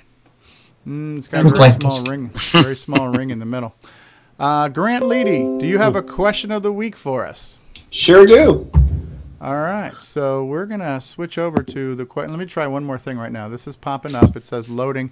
Could not read the disc. Retry. Okay, so both my discs look exactly the same, and there's very small rings on the burn part. So I'm going to have to contact production. I'm afraid to order a quantity of these to bring to CoCoFest because I don't know if I got a bad burn or if their master image is screwed up. So I'm going to have to reach out to them, which is why I wanted to test it. But the packaging looks really nice. Really nice, super duper packaging. So if nothing else, all right, ladies and gentlemen, boys and girls, it is time for the question of the week with your friend and our friend, Mr. Grant Leighty. Take it away, Grant. All right. Well, with CoCoFest coming up right around the corner, I have a very simple question. What do you need to bring to CoCoFest and why? Pair of underwear. Lots of money. Sounds like we all need to bring pens for all that autographing we're going to have to do. Thank you, Stevie. Cocoa pie. Cocoa pie. Cocoa pie fits in my briefcase, or my carry-on, whatever. You could probably put a dozen in there. Yep. And a monitor and a keyboard. What kind of topping does a cocoa pie have on it? You have some Cool Whip? Paul Thayer says he's got to go. Thanks for being here, Paul. Yeah, thanks a lot, guys. We'll see you later. I mean, do you guys bring a lot of Cocos with you, or do you guys not bring the Coco and just kind of bum off everybody else who's got the Cocos there, or is there a reason to bring the Coco? Well, there's going to be some there, right? Set up, working, functioning. I would think so. Yes. Would hope so. Mm-hmm. When you go back to your room, you want to play till 4 a.m. with your own, though. Exactly. What? You're going to hide in your room and play with your own Coco instead of conversing with everybody? Well, like at 2 a.m. when you leave everyone, 2 to 4 a.m. You just leave everybody. We're all in the hotel lobby until 3 a.m. We're there till the daylight hours, basically. Okay. Hey, I got an upgraded room so that we can go back up there and have more private conversations. Yay. BYOB? So I think that question depends on the individual, also depends on how you're traveling. So for me, because I fly in and out, the things I can bring, I'm limited to what I can fit in my suitcase. And so no CM8. No CMA. Also, when the things I want to buy in the auction, I also have to think, can I fit this in my suitcase? They have UPS and but usually the amount of time you have to do it, and et cetera, it's just So if you're going to be exhibiting something and you've got a table, then you need to bring whatever you plan to have on your table. I know you're bringing the banner for ease of use, right? Correct. Now you're driving there, right, Grant?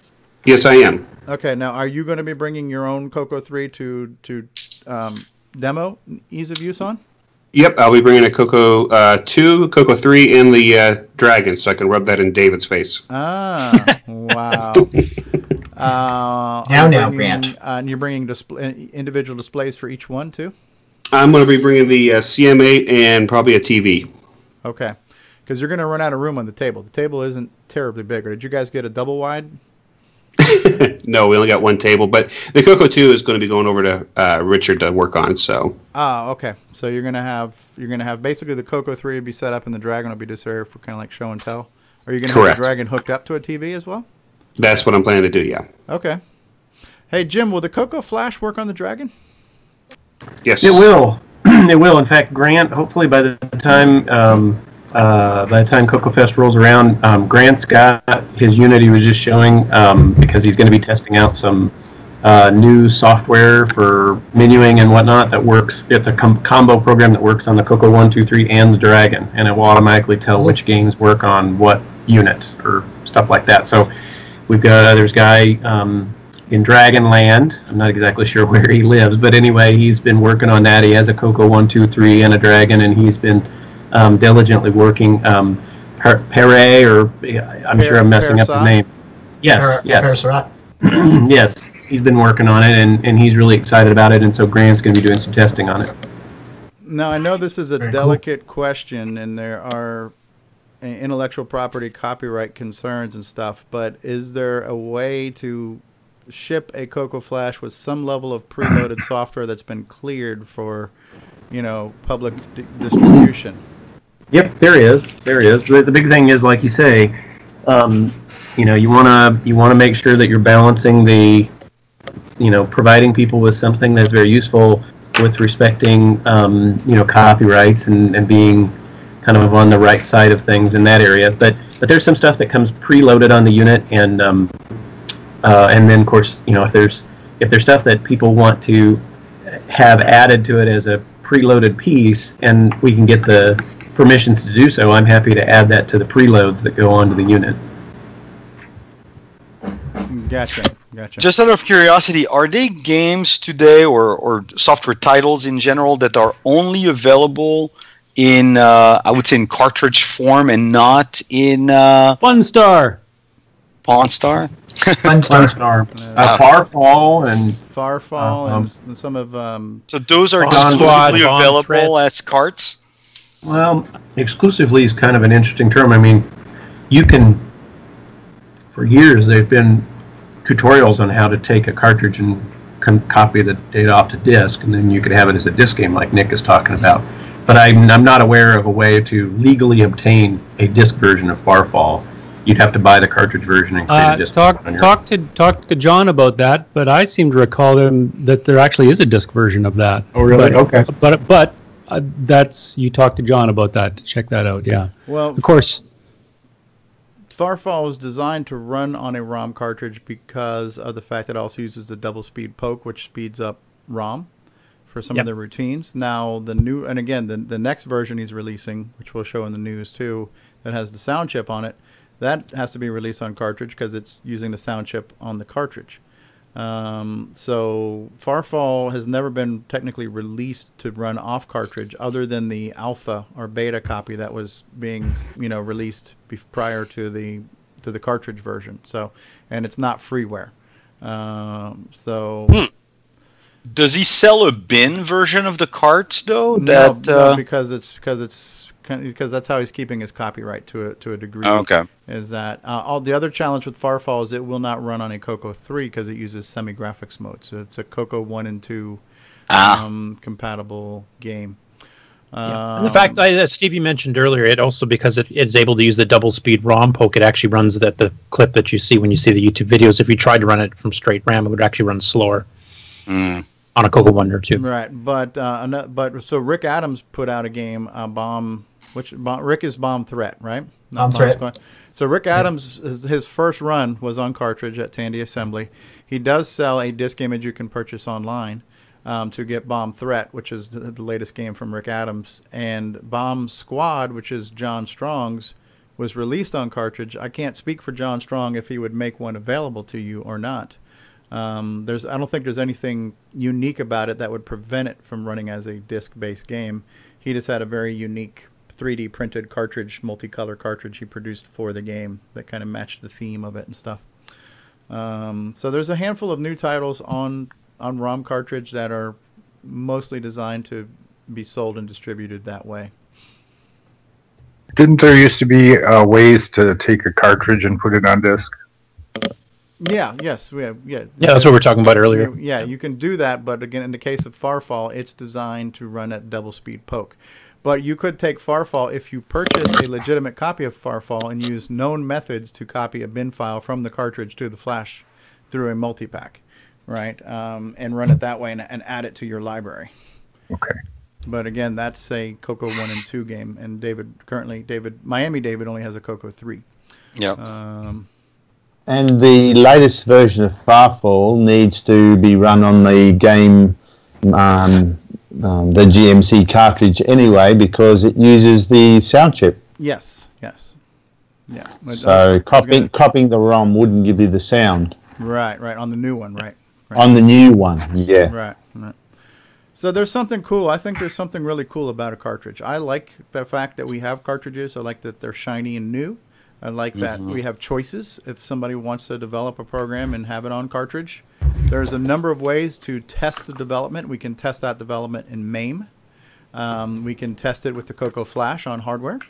So if you want to produce your own game and ultimately distribute it on cartridge, we have the power, which is kind of cool.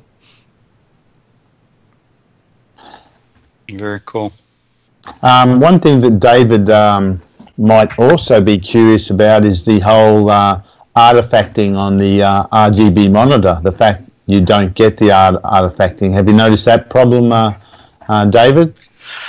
I mean, what I've noticed is definitely, and I haven't really compared them side by side, but I seem to recall that definitely when I went from the Commodore 2002 RGB to the Tandy CM8, that colors were more vibrant, and I think there was less artifacting between one and the other for certain game titles or certain types of imaging. Is that what you're referring to? Not quite. Like if you run the original copy of Steve Bjork's Zaxxon, for example, on your computer now, how does it come up? Does it come up in color or black and white? Actually, when I don't know which version of Zaxxon I'm running currently, but I know for a fact that I ran it just a couple of days ago against the CM8, and it was in color, but the colors were definitely a bit washed out, as if I was running this on a composite monitor, for example. Definitely wasn't crisp, and I believe it was better on the other monitor. I think that must have been a hacked version. Maybe, I'm not sure. Because it's meant to be black and white. Oh, okay. A lot of CoCo 2 games use the same artifact mode that Apple II games were. It was a black and white mode that used vertical striping to create orange and blue artifacts.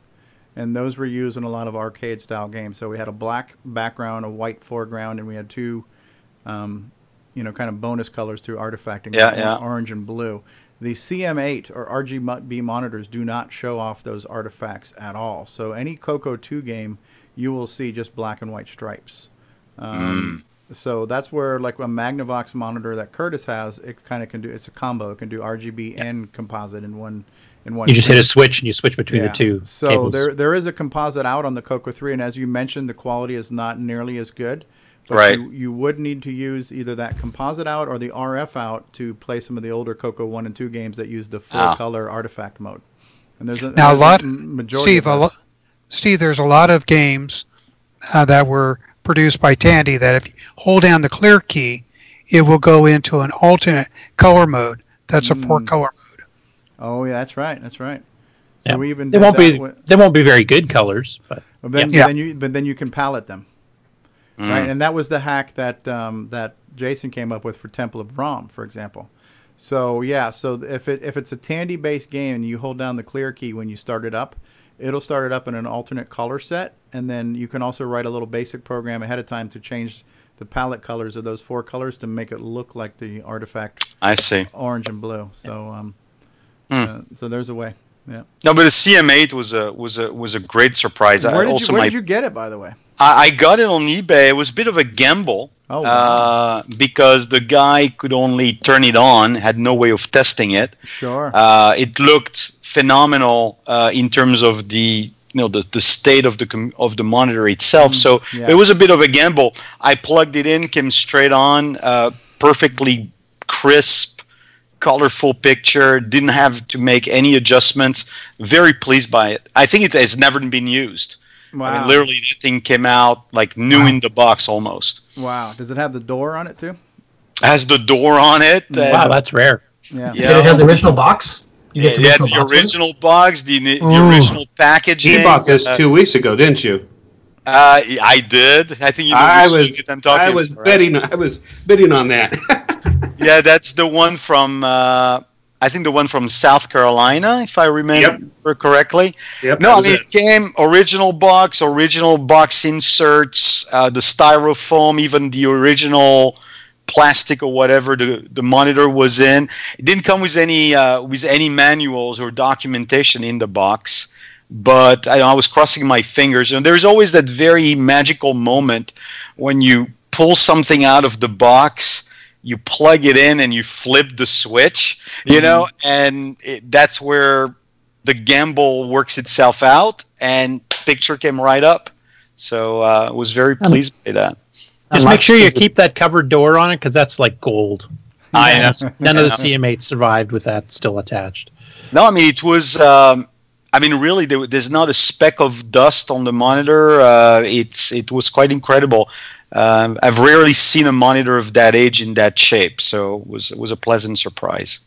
Yeah. Sounds like the original packaging helped protect it too and transport. Yep, definitely. And the guy had carefully shipped it, box in a box, and the larger box had more styrofoam in it to maintain the original integrity of the box. So good packaging, and for once I think it came in with, it was either FedEx or UPS. They didn't destroy the box, so that was good. Nice. Yeah. I think Grant's on his way to shoot himself. Whoever was speaking, I saw an Apple II Platinum, I believe, in the background there, right? Is that yours? That's Mark. Mark Overholser? Yeah, it's not a Platinum. It's just a 2E enhanced. I do have one Platinum, but it's in a box. Yeah, that monitor that Apple IIe color monitor that you've got on there, the doors on those are also very rare. Those tend to break very easily, and the hinges are very, very brittle. Yeah. Yeah, I have two of them, and they both have the doors. One of them has one of the hinges broken, but I'm careful with it. So yeah. They're a nice monitor. They'll do 80 column just fine, which is really nice. Very crisp. The Commodore 1702s won't, but these will. Yeah. So just so you guys know too, so David, I met David through the South Florida Retro Club. I think a few of you may or may not be a member in that Facebook group, but you've seen some of those videos, and there's a lot of people with a lot of different systems there. So we have a handful of Apple guys there, a handful of Commodore guys there, some good expertise. We've got Javier, who's expert in both retro brighting and building custom panel replacements for LCD screens. And they have graciously agreed to help us pilot the retro talk show that we want to do, like our next progression from CoCoTALK going to retro talk. So besides ourselves on the panel, whoever's playing that game, can we turn it down, please? We have these guys with all their different systems and expertise too. So I'm looking forward to doing some retro talk shows in the after CoCoTALK. I have a very full dance card between now and the end of April. I am going to try to make the club meeting at the end of April, which I think is the weekend after CoCoTALK. It's going to be. Yeah, I think it's April 28th, I believe. We picked. So I'm also in the process of uploading some of the video that I've edited from both those club meetings. I'll be posting that soon. But yeah, I'm definitely looking forward to our next incarnation of CoCoTALK, which will be Retro Talk, where we can have a combination of either talking about multiple systems in one episode, or maybe have like an Apple-centric episode. Like this week, we're going to talk about the Apple. We'll get a half a dozen Apple knowledgeable people to do that, and one, God forbid, Commodore one week, and Atari. Very different subcultures. Each brand came with its own subculture of users. Sure. Yeah. And like you're new to the CoCo. For me, I would be new to all these other systems, so I'm very curious to learn about all the hardware additions for the Apple and Atari and Texas Instruments and Amigas and everything else. So I'm really looking. It's wild. To it. Yeah. And I'm also hoping that we will maybe expand our audience when we start talking about topics outside of the CoCo. There's only so many people that are going to be interested in CoCoTALK, but hopefully Retro Talk will get more viewers and more listeners, you know.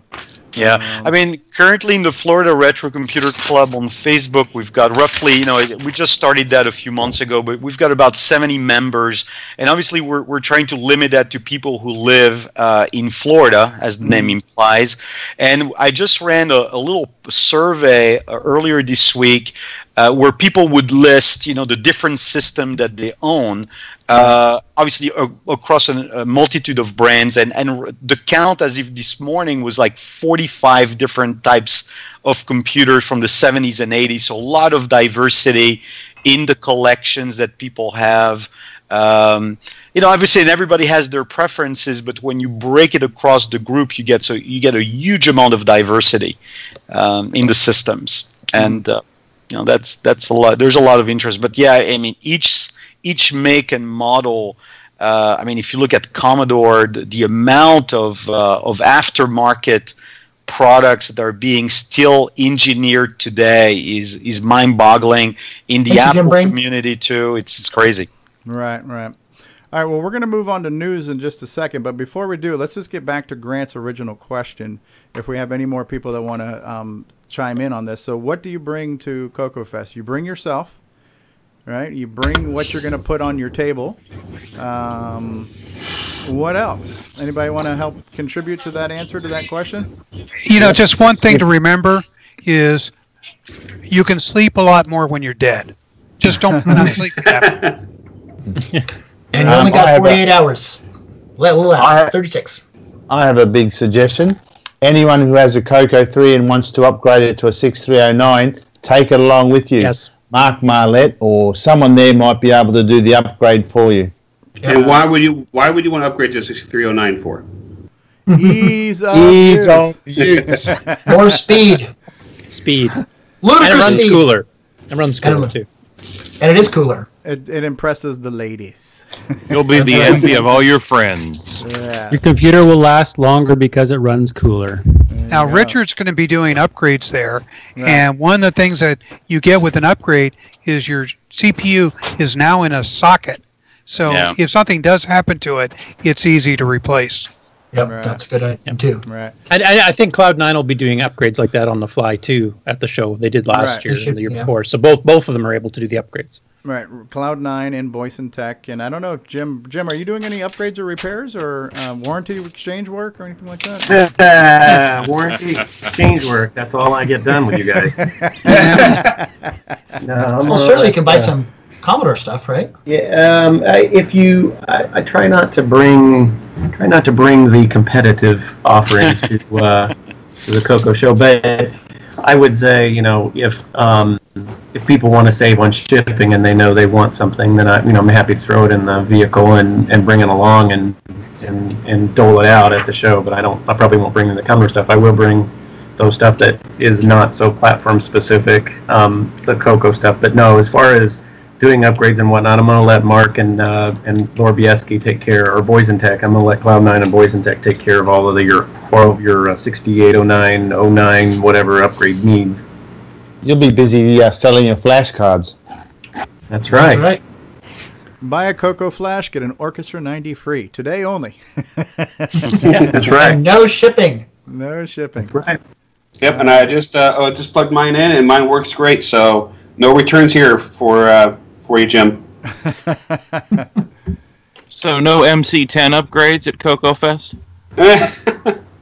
Well, I'm sure Richard would do it if you want. You bring your MC10, he'll put something in it, 6303 in it. James, would you make available your upgraded ROM? Or is the MC10 ROM socketed or is it surface mounted? Some of the early MC10s like mine have a socketed ROM, but the majority of them, it's all soldered to the board. That would have to be desoldered and socketed, similar to a 6309 upgrade? Exactly. That's something Richard Boyson Tech could do. Yeah. It should be mentioned, too, for CoCo 1s and 2s, the CoCo ones in particular, I think most of those were socketed too. So if you wanted to get a 6.3 and upgrade for that, which the Nitrous 9 that we just did with me and David there is actually taking advantage of it now too. So how hard would it be to upgrade a MC10 to a 6809? Impossible. That's impossible. That's a complete rewrite. That's not the same. That would require a new ROM and an adapter to hook the 6809 into it. I think you'd be better off upgrading it to a Dorito. Agreed. Yeah, there is a Hitachi 6303, but you would have to have the CPU desoldered and socketed. And if you want something like that done at the CoCoFest, you'd probably want to take along the proper sockets with you to be sure they had them. How many pins is that, James? Oh, 24 or 28 pin? I can't remember off the top of my head. Let me grab the unit I have right here. It's 40 pin. It is 40 pin. Yeah. Okay. Yeah.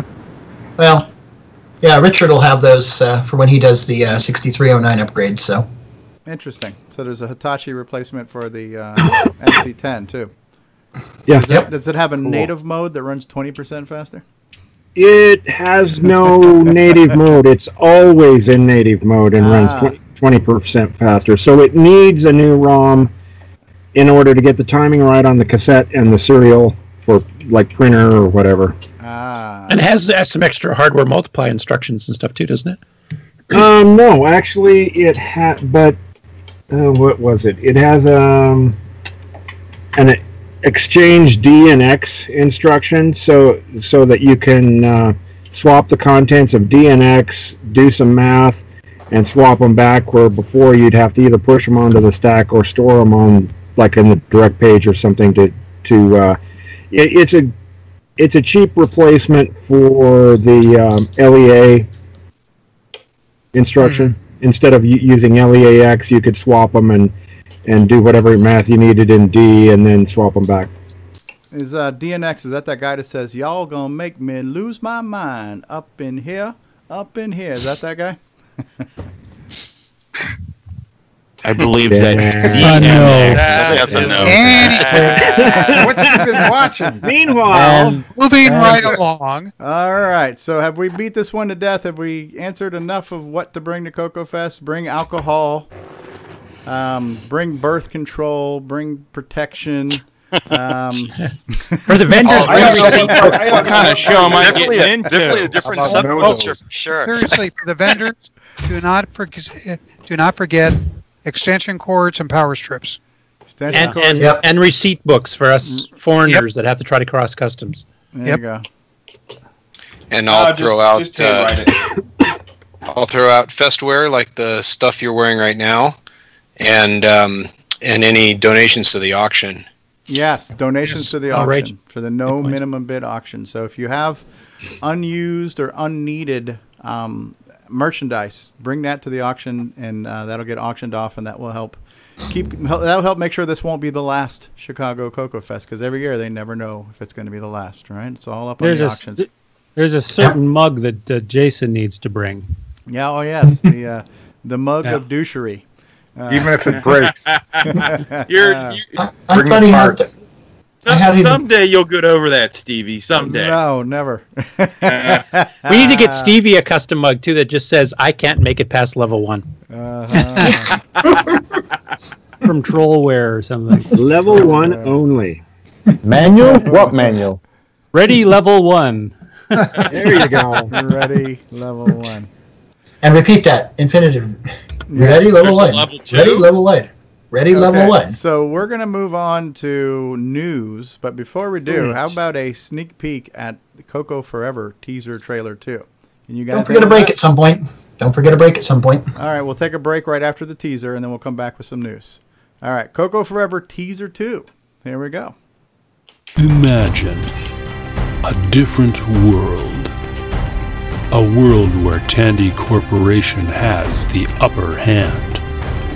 Where the CoCo surpassed all competitors. And all you have to do is travel back in time without making a single mistake. CoCo forever. How does it feel? I'm still believing. You definitely earned this office. Yes, you're too kind, and thank you. You want to grab some food before we head back and look at that alt-reality OS9 module? It's only 40 years past due, but yeah, sure. How does it feel? I'm still believing.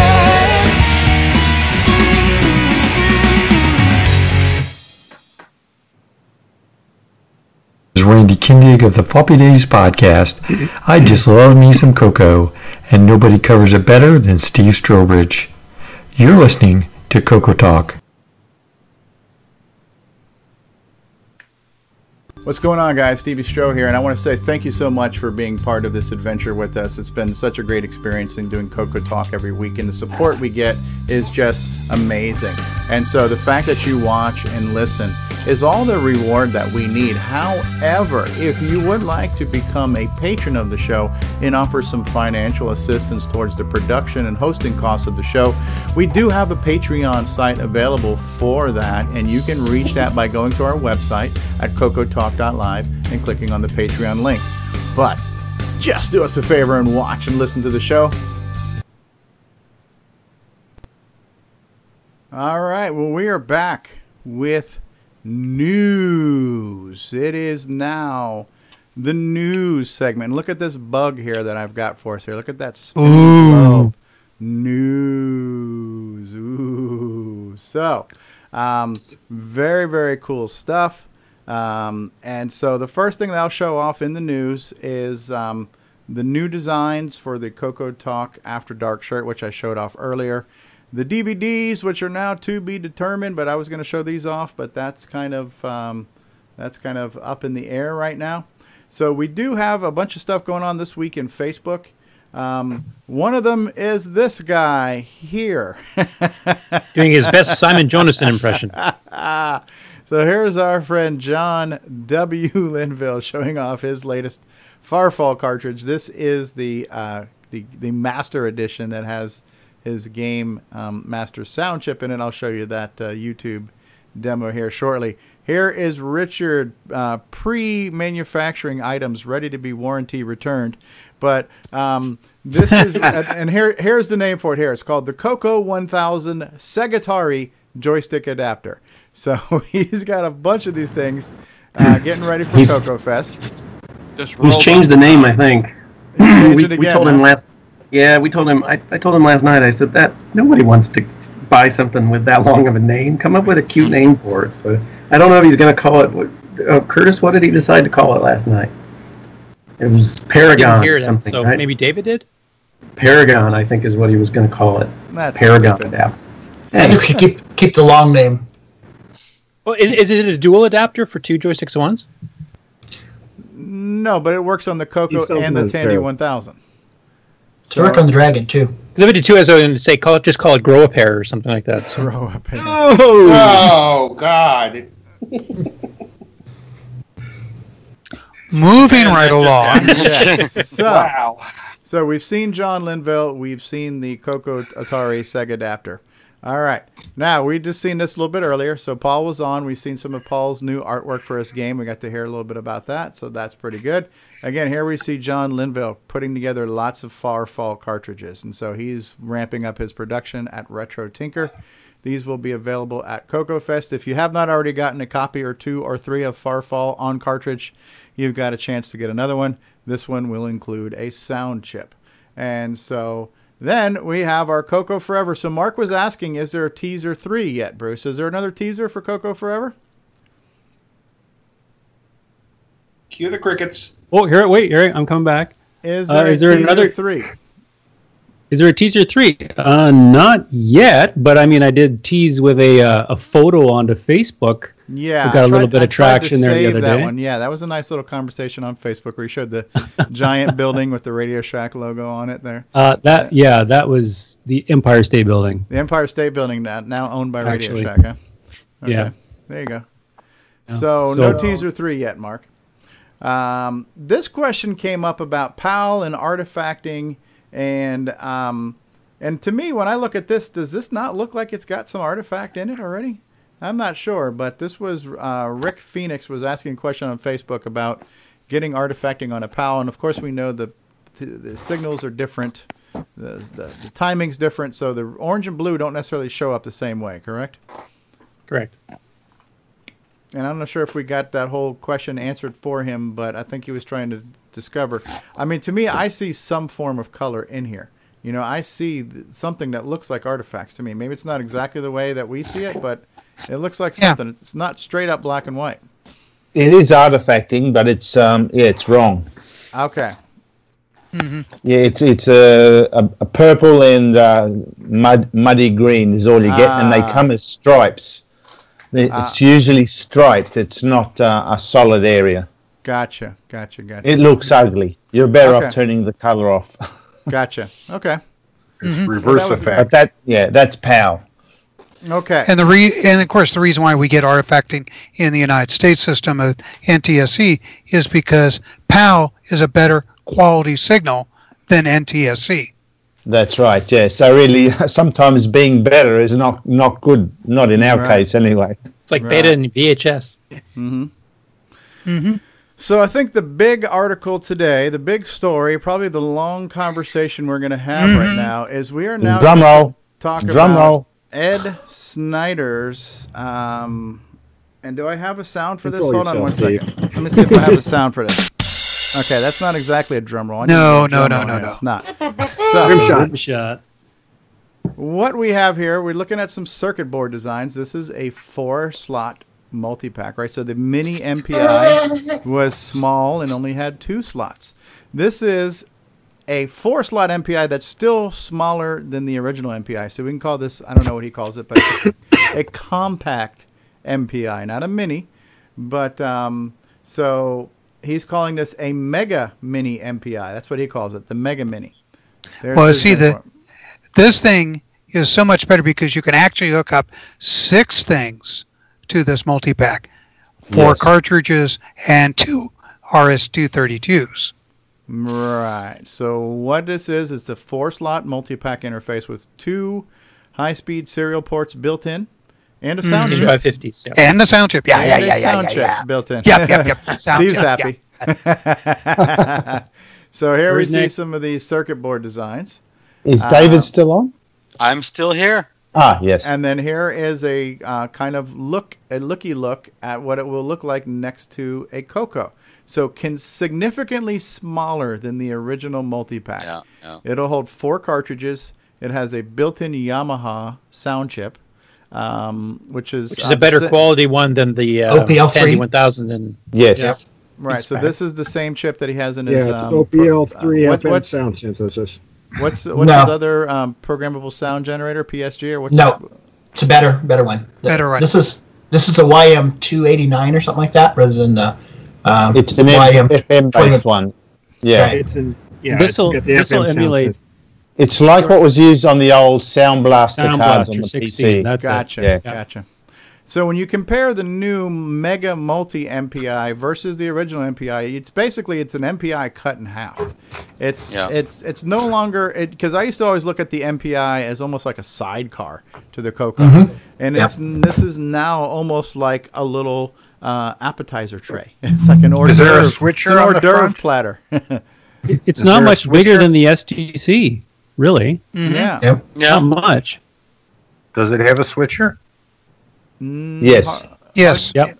On the right hand side. On the right hand side. Okay. Mm-hmm. Is it powered as well? Yeah. Yes. Uses a little wall wart. A little mini DC. No, 12. Which is another reason why it's a little smaller. The only drawback is it does not have the 12-volt line supplies. Right. So you cannot use cartridges that use the 12-volt. You will not be able to use those. Right. Like such as the really old floppy disk controllers. Or the graphics XPad. XPad controller, too. Yeah. So can you hook this up to a CoCo 1 or 2? Yes. Oh, yeah. Yes. Yeah. CoCo 1, 2, or 3. Is there an announced availability for this? Soon. When he gets it done. Yeah. So it is. This is in the Facebook group. It's conceptware. And so there's a whole bunch of comments on this right now. And one of the replies was, you're missing something. You're missing the kitchen sink, right? And so here's some more pictures. So oh my God. People wanted more slots, so somebody designed. Somebody came up with the 7 little slots. Adobe Photoshop trick there. 16 slots. Listen. I think it's time to call for MPI reform. All right, because you can't have too many slots here. Intervention at the very least. No, I was watching this thing, and they said it would be great if you add this thing. It would be great if you add that thing. Right, and then so I said, "You guys, go scroll down a little further. There it is. We just need to add the kitchen sink to it." And then Ed's like, "Okay, how do you interface an 8-bit bus to the kitchen sink? Get me the data papers." So does this mean we can control our TV with it? Yes. Well, see, the thing is, everything they kept asking for is why you have a 4-port multi-pack. You plug that item in. Yeah. You don't keep adding to it. Feature creep and design by committee are two things that I'm sure every designer just loathes. Mm-hmm. But, like, for example, you can put this guy on there, and you can have one of the RS-232s do your drive wire. You can have another RS-232 doing surround. You've got the built-in sound. But then you also got the built-in sound, so you can go sound nuts. You can go sound nuts. Then you could add a CoCo Flash and have a Orchestra 90 on top of that. Yep. Mm-hmm. Cats and dogs living in harmony. Mass hysteria. You can put a speech sound pack in there, Put a speech sound pack in there for craps and giggles. Of course, there's no software that uses that onboard sound chip, but that'll come in time. Trust me, Nick and I will have solutions to that. It sounds so much better. So this will be the CoCo 3.5 when you insert it. Oh, it goes into CoCo 1 and 2 as well. Okay, Super CoCo? No, this is just the stuff that was missing. Giving us. Look, you cannot really get multi-packs much anymore. Right. No. It's one of those things that ends up dying. It's kind of like the Orchestra 90. They're hard to get. Yeah, they're hard to get. Now we got the multi-pack. This is a multi-pack plus because it's going to be hard to get, though. Should be an excellent seller. Yeah. Yes. No doubt. Because that's one thing that we've been talking about is that it would be nice if we had some type of core device with built-in sound that becomes the standard. Whoever just flushed the toilet. Yes. Is that number 1 or number 2? Who does number 2 work for? So we Good now thing have smell-o-vision isn't around. We have reached a new milestone in this show. No, it's a low point. Just call it what it is. Yeah. So Tom C's asking, does it slice and dice too? Is it a potato peeler? That's up to us software guys. I'm gonna wait for the Cuisinart interface. The problem with this is in order to put a slicer and dicer in the multi-pack, it just delays the design. So you now have the ability to plug in a slot where you can design your slicer and dicer cartridge. Mm-hmm. We've got plenty of cartridge slots now available. So right. I last night I went and I looked up what OPL3 was and watched a video of someone playing tunes, and I was amazed at the sound. Of course, it's Sound Blaster 16 level stuff.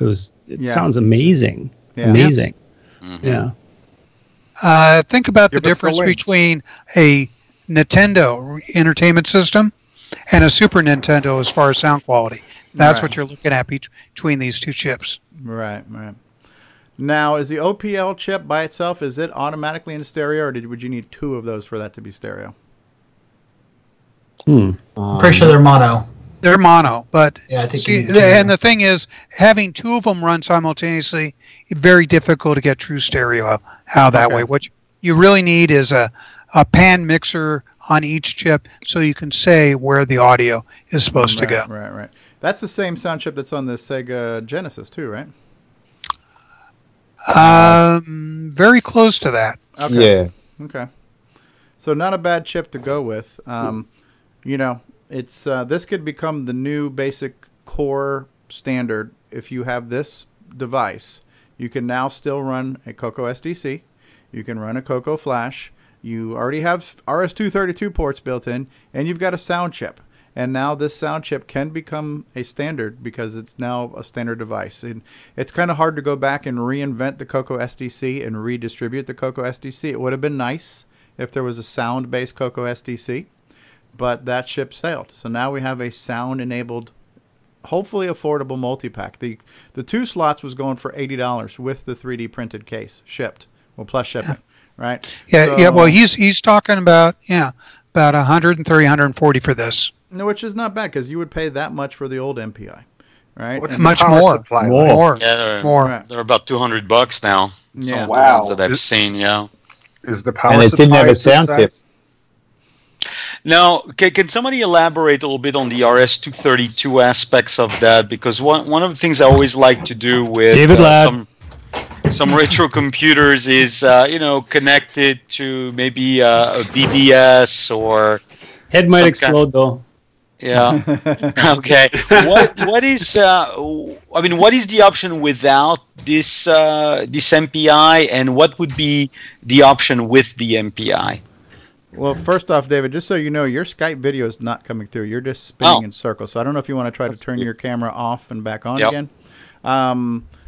I'll answer one question, and then we'll let David Ladd, our resident technologist, give you the short and succinct answer to this, because that's what he excels at. But the CoCo 3 has a serial port built in that they call the Bitbanger. And that's about the extent of where my knowledge ends. So there is a serial port that's on there, and I'll let somebody else now take it. And it's CPU intensive like crazy. Yes. It's a software version of the RS-232. So the CPU is being used to generate the RS-232. Yeah. Whereas the ones that are in the new MPI is a hardware-based RS-232. So it's less CPU intensive on the CoCo, and that's the peak of my knowledge. And another reason, like we have other RS-232 packs, like the one Tandy put out, which is a hardware-based RS-232 as well, but it does 1 byte at a time. So you're still servicing for every byte. The Bitbanger you have to do every bit, so it's 8 times as much overhead. The 16550s are using in this thing actually have FIFOs built in, so that you can get an interrupt saying, I've got 10 bytes ready for you right now, and you can read 10 bytes off in one shot from one IRQ. So the CPU overhead is way, way less.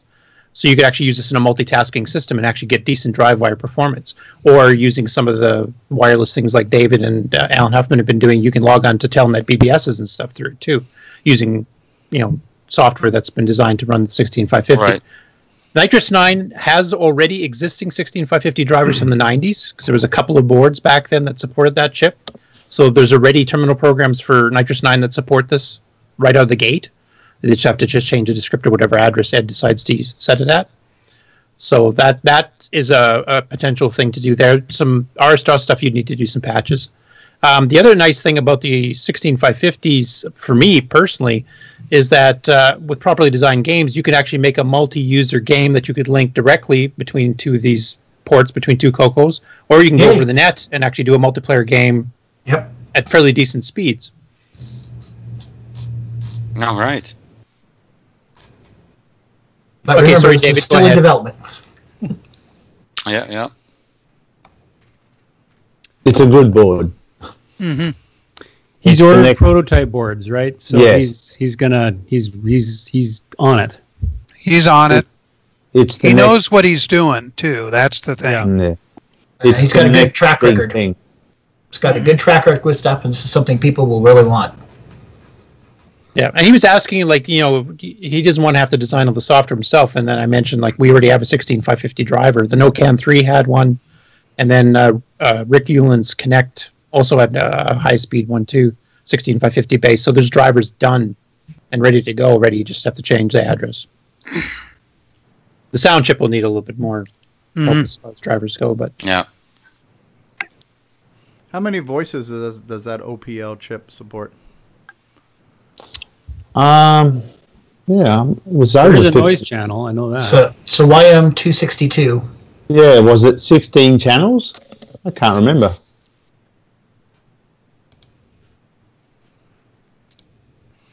Well, it should be interesting. I posted a link on the voice call chat in Skype. Okay. It has several different modes, and I think it's from 18 down to 3 by the looks of it, depending on the mode. I also posted a link to a YouTube video with a pretty good example of sound. Okay, let's see if we can't switch that over. Hold on 1 second here. Yeah, the demo of it is very reminiscent of the type of music you hear on the Genesis. Why is it not playing? Oh, why am I not hearing it? This is weird. You have to go a little whiles into it. Try skipping ahead about a minute. Is this thing on? Yeah, I'm not hearing anything. Oh, I know why. Because my sound mixer has got the YouTube thing muted. So hold on 1 second. I wanted to make sure that it wasn't accidentally. There we go. Yeah. Let's back it up.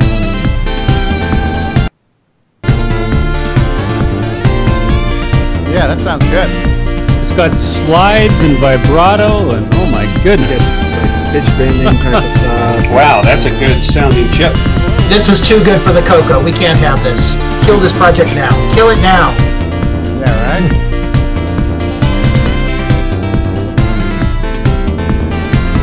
Yeah, that's really good.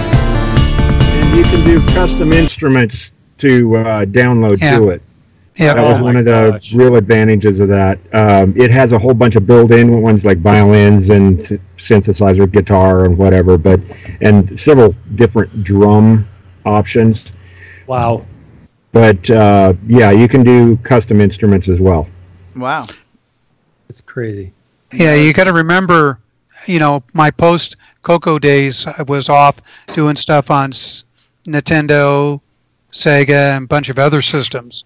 And just the sound capability on those were so great compared to what we had on the CoCo.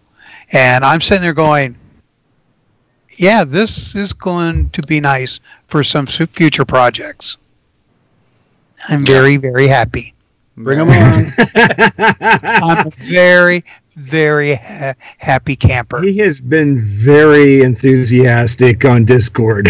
Yes, he So, has. Steve, is the sound chip so good that if they put it on the MC10, you'd consider writing a game on that too?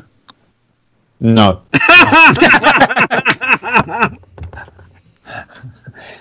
There It are has limits. standards. Even if James is willing to rewrite the ROM so that it's better? I don't think you'd be using the ROMs. As I said, the only good use of an MC10 is for target practice. Well, let me just give you guys another teaser. I'm not saying what it's going to end up looking like, but I recently was speaking to our T-shirt artist Joel Adams, and I had asked him to come up with some more CoCo stuff, and I sent him a picture of the MC10, and he's like, "Well, I don't really have any emotional attachments because Rick, his dad was Rick Adams, so he's very much emotionally attached to the CoCo." He's like, "Well, I don't have any emotional attachment to the MC10." I go, "Well, here's some food for thought." I go, "On our show, there's kind of a running gag where we call this computer the doorstop. So if you can think of some artistic way to show an MC10 holding open a door, that might be a good seller on our show." Gary, close your eyes. I don't know that he's started that design yet, but the same guy who did our CoCoTALK man might give us an MC10 doorstop design, and I can't wait to have that T-shirt available. So just remember, folks, how much the MC10 hurt the CoCo is why I don't like it. Yeah, it killed the Deluxe, which had a sound chip. He blames an inanimate object for Tandy's choices. So, in the chronology of the CoCo, when did the MC10 come in? Oh no, here it goes.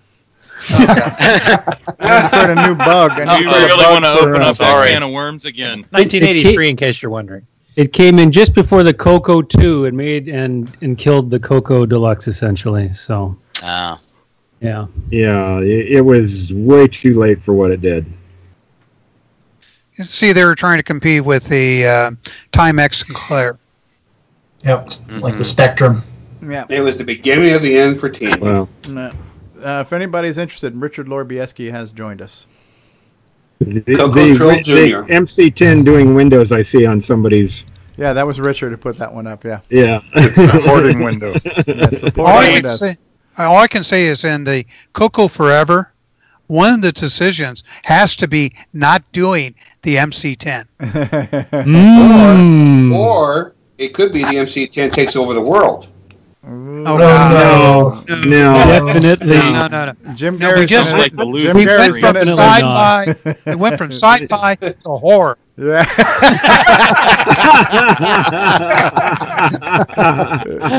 I don't do horror. No. Bruce Moore goes back in the first time machine. Jim Gary goes back in the second time machine a week before Bruce and screws up all his plans.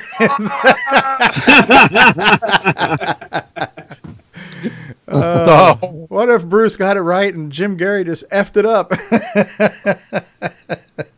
You'd go back and wait with a gun. Also, Richard must have done the wiring on his microphone because it's not working right now. So, send it to Jim; he'll fix it. Stevie, I need to make one slight correction, if I could. Go ahead, David. Slight. On the multi-pack stuff that Ed's been doing, there is one slight thing. If you do need the 12 volts, okay, I believe that on the CoCo 1. If the 12 volts is coming from the CoCo 1, I believe Ed is routing it so that way the devices, if they need it, will get the 12 volts from the CoCo 1 through the bus.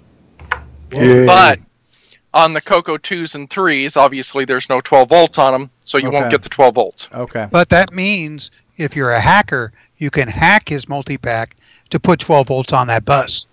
Right. So that's one way around it. People did do back in the day to run the XPad and stuff. So. Mm-hmm.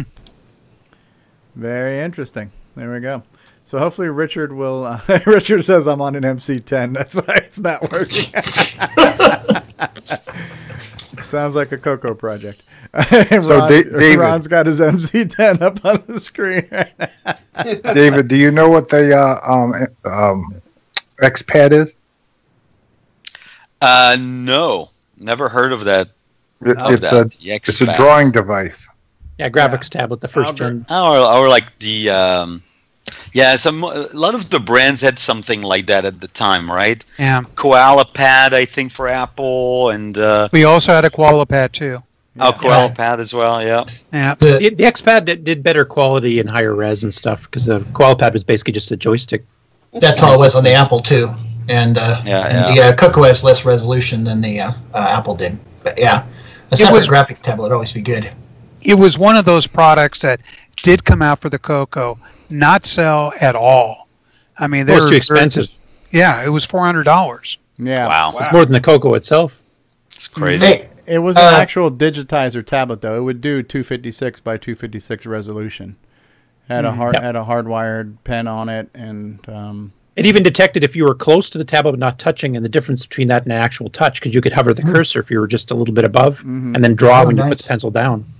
Nice. Mm-hmm. Hey, I found something on the OPL3 here. This one page, it says that polyphonic from 9 to 18 voices, and now can also be hard pan to extreme left or right. Ooh. So it sounds like it might be a stereo chip. I noticed on the pinouts there's an A0 and A1, so it sounds like it might be stereo with panning control. Yeah. Now, if you're sending in the audio via the multi-pack into the CoCo, it's got to be mono. Right, but if you were to program it directly, it sounds like you could probably get stereo. Still looking for a data sheet for this. Well, It's got audio jacks on the multi. Yeah, one of them. Yeah, I know some of the OPL chips do have stereo, so it might. Yeah. Actually, it says simple on the Wikipedia page. It says simple stereo, hard left, center, or hard right. Yeah. Yeah. So it's not panned. Yeah. No. 4-channel sound output. And that's still pretty cool. A lot better than what we got. Yeah. Cool beans. Do we need to talk a little bit more about that multi-pack, or are we ready to move on to the next news item? Oh, I could talk about it for 2 days, but we should move on.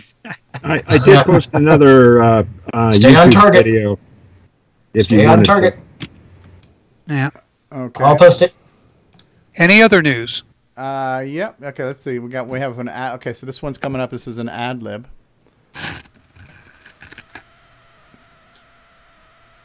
The good old days of DOS. I remember having an ad lib on my PC. So this is the same chip that we're listening to now? Mm-hmm. Yeah, this is coming through in seemingly stereo.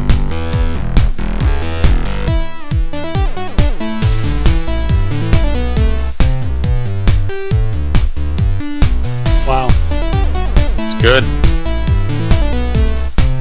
Yep. Oh, yeah. Sold. Right? Yeah. I'd buy that for $1. I like Richard's comment in the chat there. Now I want to watch Miami Vice. Yeah, right. So we do have, hopefully in the near future, coming to a CoCo near you, the new Mega Multi-MPI with the kitchen sink attached. It's kitchen sink optional. Right. I should mention one other thing about the Mega MPI. The standard 16550 chip at a normal clock goes up to 115.2 kilobaud. From what I've been reading on the specs on Facebook there that Ed's been posting, he's actually clocking it higher, so we'll be able to do even faster baud rates than that. Ah. And I think he's going to support MIDI as well, so you can do. Yeah. Yep. Turbo drive wire. Turbo drive wire. All right. So now we've talked about Farfall. We've talked about his. Hello all. MPI. This is John Linville. So let's get to the part where we actually see the Thursday, music the 5th of playing. April, 2008. All right. Okay. First, a dedication page. Very nice. I think you want to advance a little bit for the Yeah. Press the button. He There we go. And a special doesn't thank play you the page. music. It gets to the title My screen. buddy does. Neil. My other buddy Neil. I have two buddies named Neil. There we go. Anyway, There you go. Title screen music. so there you can hear the Farfall music is played on the sound chip. Here we go. Hopefully you can still hear the footsteps. I can hear them. They use the 1-bit sound, which is still mixed in no matter what the video audio source. Alright. So they hopefully you heard me say high score, so I have a digitized speech sample in there. Here's the initial entry screen, pretty much unchanged. So I'll put my initials in, there's a high score.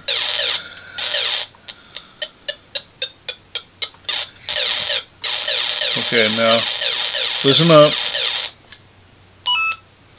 Alright, so there's another little digitized effect that I've put into the game.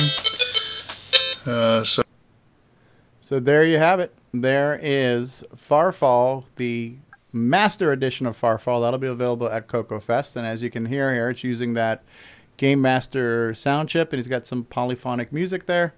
And so there you go. If you haven't got enough copies of Farfall, you can get yourself another copy. This one with enhanced music. So pretty cool stuff.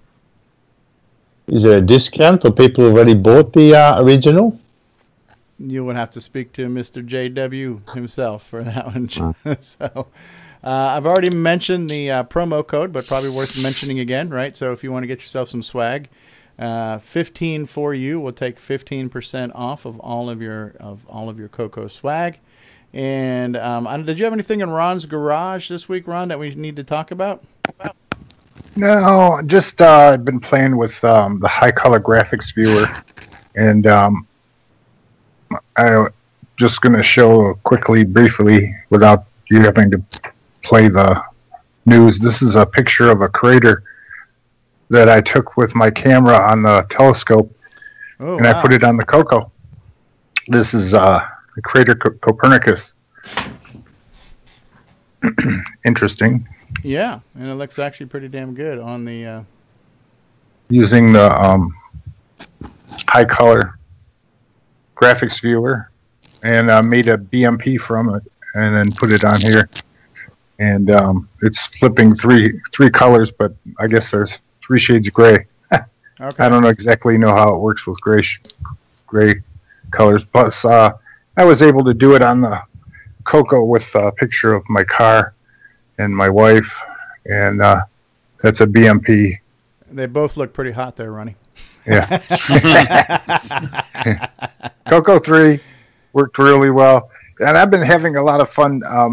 That's kind of what I've been blowing my time on, is taking pictures that I enjoy, that I've had, and like this one. I'd like to take this one and have it so that it comes up on the CoCo. That would be cool. Okay, yeah, that's cool. So that's what I've been working on. It's a lot of fun. I learned that I would like to have this crater centered, but I'm learning how to position it when you make it. When you make a BMP, you have to make it so that the picture is centered, and it's not exactly figured out yet. Okay. But interesting stuff. Okay. Hey. Oh, and I'm watching our thing on Roku. Oh, which one is this? Show. It's our show on Roku. Our show is on Roku? Yeah, because they have CoCo TV? YouTube. Oh, they have YouTube on Roku. Oh, I was going to say, how the hell did I you're get watching on YouTube. Okay. Yeah, pretty cool, So huh? YouTube on your Roku device. Yeah. Oh, yeah, that's cool. Yeah, neat. That's very cool. Nick Marentes, and I know Nick Marentes is not the author of VCC, but he is the author of Popstar Pilot, and there's a person in the live chat by the name of Rob, and he's saying he just bought Popstar Pilot, he's playing it on VCC, and the background flickers. How do I fix it? You've got to fix VCC. VCC's not emulating the some of the signals on the from a real CoCo correctly, and that was one of the problems with VCC. When he says it flickers, there's a jumping up and down movement of the background. MAME doesn't do it. MAME's works correctly, but VCC, VCC is the problem there, and it's perfect on a real CoCo, of course. Right. Yeah, and unfortunately, VCC has not really become the current standard. It's not become the current standard for emulation anymore. There's no one actually actively working on VCC. That's not quite true. Uh-oh. There is a new version. Okay. Lee Patterson has been starting to fiddle with it. He's been experimenting, getting some of the math divide routines in there, and he's actually done some test code to get like DivQ and a few other things to get Basic 09 working. Mm-hmm. So he is working on it on and off as he gets time. Okay. Oh, okay. So there might be hope. Okay, but in the meantime, the if you want the only really mostly reliable source for CoCo 3 emulation is with MAME. MAME/MESS. The current, and also the problem becomes when you say I'm playing this on VCC. Well, what version of VCC? The last version before it went open source was 1.42. Now we're on like 2.01 something Bravo. So there's a 2.0 version of VCC, which probably does not fix the problem either. It doesn't. And when I say MAME, unfortunately, there are people that have a MAME that's 6 years old. You need to have pretty much the latest version of MAME, which is 0.9 something. I don't even know what the latest version of MAME is right now. What's the difference between MAME and VCC? Yeah. Oh, there's a ton of differences. It's a completely different piece of software and the way it works and the user interface. There's a spit ton of. Then why is it said together? What, MAME and MESS? Yeah. Because they're both emulators. Because it's a combined project now. MESS used to be a separate project. MESS was the multi-emulation super system,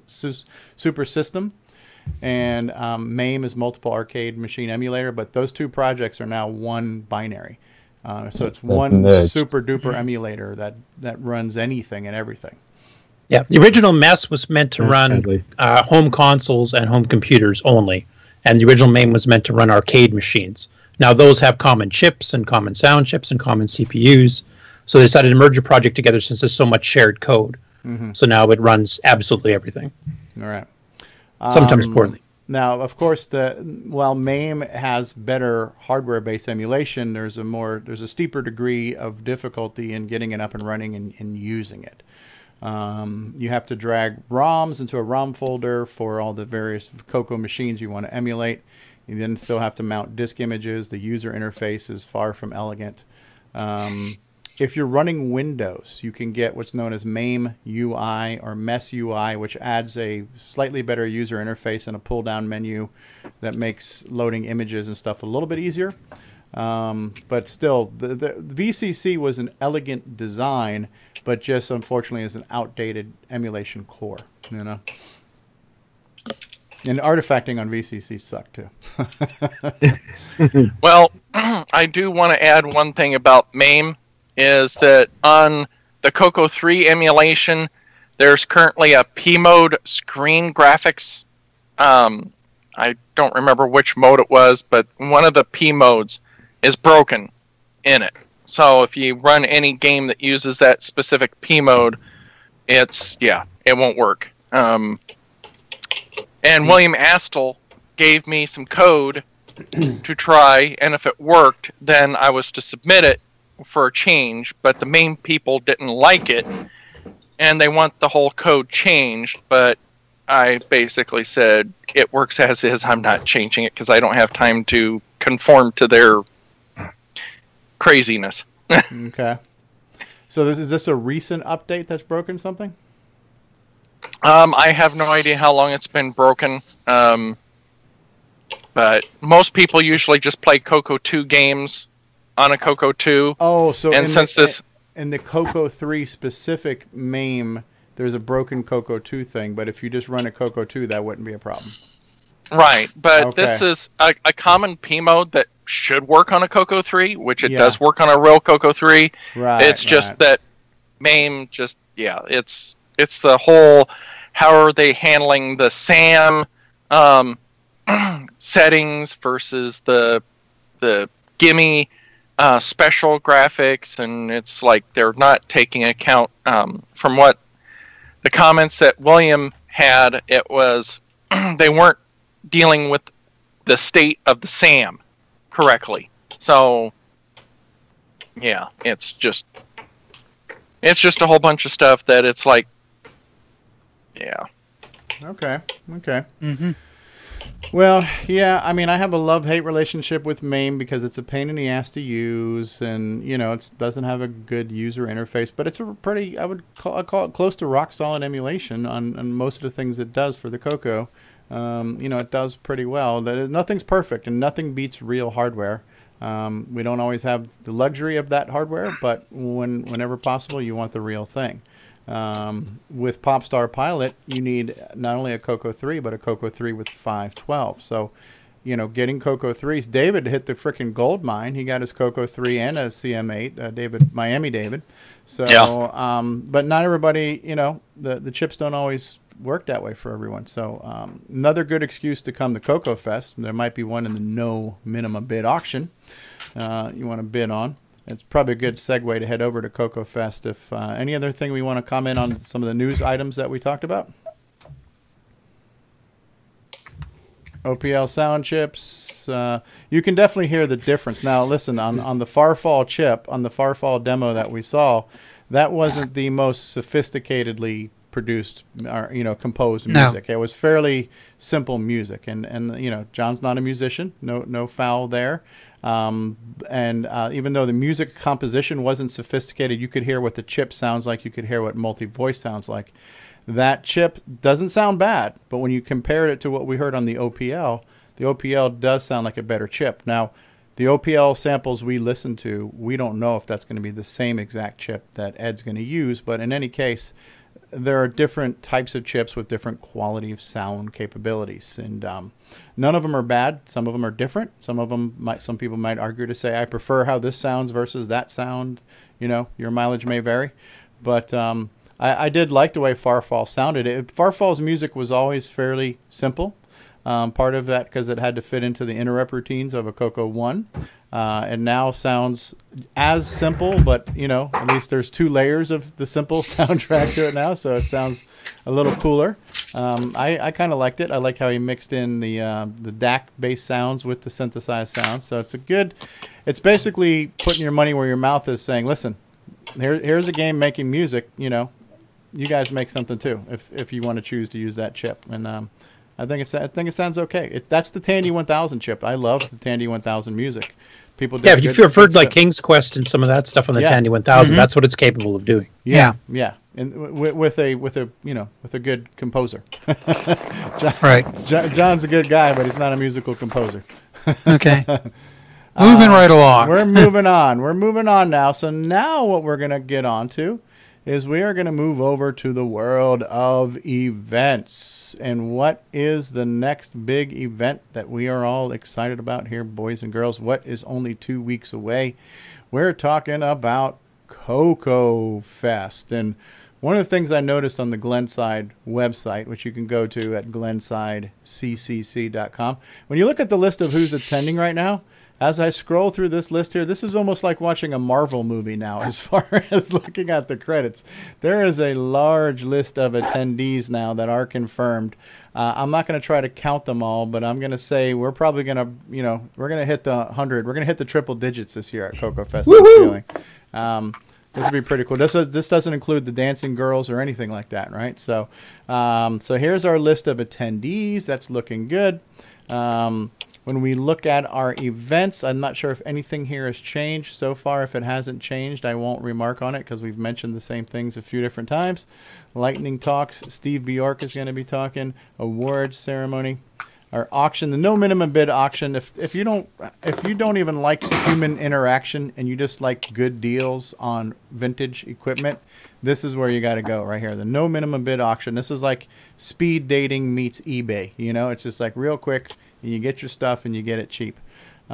Trivia contest, chit chat, hangout time, musical jam, sing along. I definitely want to hear what Jamie Cho has to say. I'd like to meet this guy. He seems pretty interesting. The CoCo Crew podcast live. That should be fun. Maybe we can all troll the CoCo Crew. What do you guys think? CoCoTALK trolls CoCo Crew. A live trolling session. Bunch of hecklers, right? Yeah. Get off the stage. Yeah, so we got the CoCo lunch, another auction, and then our cleanup, and then our off-site dinner. Don't forget to touch the heron. So and David's head. Yes. And then do we have any new exhibitors lined up? We have celebrity Rick Adams. We have celebrity Steve Bjork, the man, the myth, that guy who brought Zaxxon to the CoCo, analyzer of audio spectrum, and haunter of Halloweens to this day. Ooh, that's a nice bio there, Steve. Yeah, I didn't do it either. Now under podcasters, now we've got and I've just been moved to the bottom of the list of podcasters. So we got Boise under podcasters. Is he doing podcasters? No.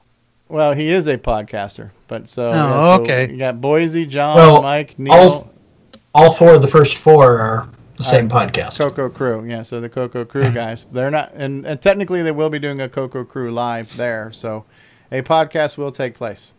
So yeah, I have been conveniently bumped to the bottom of the list here under podcasters. And then we have maker of fine quality microphone cables, Boyson Tech will be there. And Brian Schubring, our music man who joined us last week. It was nice to have Brian on the show. Here we go. Brendan's CoCo VGA, Mark Marlette, Cloud9, Color Computer Store, Bruce Moore, Fuzix, Hawksoft. This looks like a lot of the same. Ease of Use Project, looking good there. There's Jim Brain with his 1972 high school photo there. Richard Crislip, Henry Reitveld and Company, Sub-Etha Software, Alan Huffman going for you there. So, Steve, refresh the page. Refresh the page. Uh-oh. Are we having a podcasting tug of war now? Yep. Suck on this, CoCo crew. Top of the world, ma. We're being trolled. We're trolling the website right now. Oh my goodness gracious! Oh, It's good to be the webmaster. Give him a raise, Stevie. Give him a raise. You got a raise. All right, so triple. Give him triple this week. CoCoFest is CoCoFest is what we're all looking forward to. 2 weeks from today, our annual migration, the gathering of the coconuts. Actually, we all need to take pictures and put ourselves on the podcast too. Yeah. Yeah. A group photo. Yeah. See. Richard says we need screaming girls. Screaming girls, yes. Yeah. Can we hire them? Can we hire them in Isn't that groupies usually- for CoCoFest? I can bring my 8-year-old daughter. She can scream like the dickens. Yeah. There you go. Yeah, and especially if David starts talking about TTL and floppy controllers, UARTs and. Oh, Stevie, talk dirty to me. That's so good. Oh Bit my timing, God. space, and mark. Oh, good night, everybody. Well, it's been 3 hours. Been 3 hours. It's time to And put this show yeah. out of its misery. You got it. Have we beat this one to death? Oh, I yes. got the baseball bat. A lot. So we talked about this a little bit on our exclusive episode that we recorded for the DVD. That's also available to our patrons. But what I asked there when we were all lamenting about CoCoFest is, what are some of your predictions? Any of you guys want to go around the room before we wrap up the show and give us some CoCoFest predictions for this year? We're going to be over 100 people this year. Okay, 100 people, triple digits. That's a good one. Lots of hardware that we've seen and not seen before, and lots of new people showing up to show off stuff. There you go. Mm-hmm. Good food. Good food. Yeah, the barbecue. Good times. Good times. Lots of good conversation. Yeah. Celebrities. I think Podcasters. I think we'll have more musicians at the jam session on Saturday. That'd be nice. There's lots of ease of use talk. It sounds like it's going to be going on. Lots of finalizing stuff for it. So hopefully for other projects too. Marco, are you going to bring a bass guitar? I was hoping to, but I already got a lot of other stuff I want to bring. So I'm kind of thinking I probably won't. Much to my dismay. Maybe Brian will have one. Or reach out to Brian on Facebook. See if he can bring one for you. Okay, yeah. That'd be great. We get to see Bruce's project or the unveiling of that. Yes. Yes. World premiere. CoCo forever. Yeah. Get to see an MC10 in person. Next. Yep. Under which door? Yeah. Under which door? I'm looking trying forward to emotionally scar people with the MC10. I'm looking forward to meeting all you guys who I haven't met in person. Yay. For those of you who I have, looking forward to seeing you all again. Looking forward to getting the majority of CoCoTALK together, for a group photo and, maybe a impromptu CoCoTALK session or something like that. Richard says we get to see David break something. Get to see This will David be drunk. Live and in person. This will be your time, Steve, to put together little clippets of commercials from all these different people. Yeah, bumpers. They'll all be together. Bumpers, yeah. Get bumpers from everybody. Hit me up for one because I never have done one for the show yet. So. Yes, that's true. This is Curtis Boyled, friend of Bill No Bull. And Ron Deluxe. Ron Deluxe, yeah. Let's do this. Let's do a what did. It's going to be completely random which one we're going to see, but we talked about getting to see David break something in person. Let's watch a what did David break this week video real quick. Okay. Give him an MC10. ESP 8266-01 RS232 TTL Wi-Fi network 4-pin DIN Fitbanger DB9 PC IP DriveWire.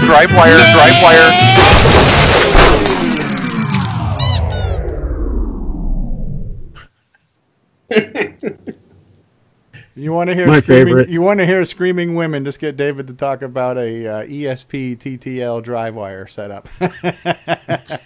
Now, Stevie, stop flirting.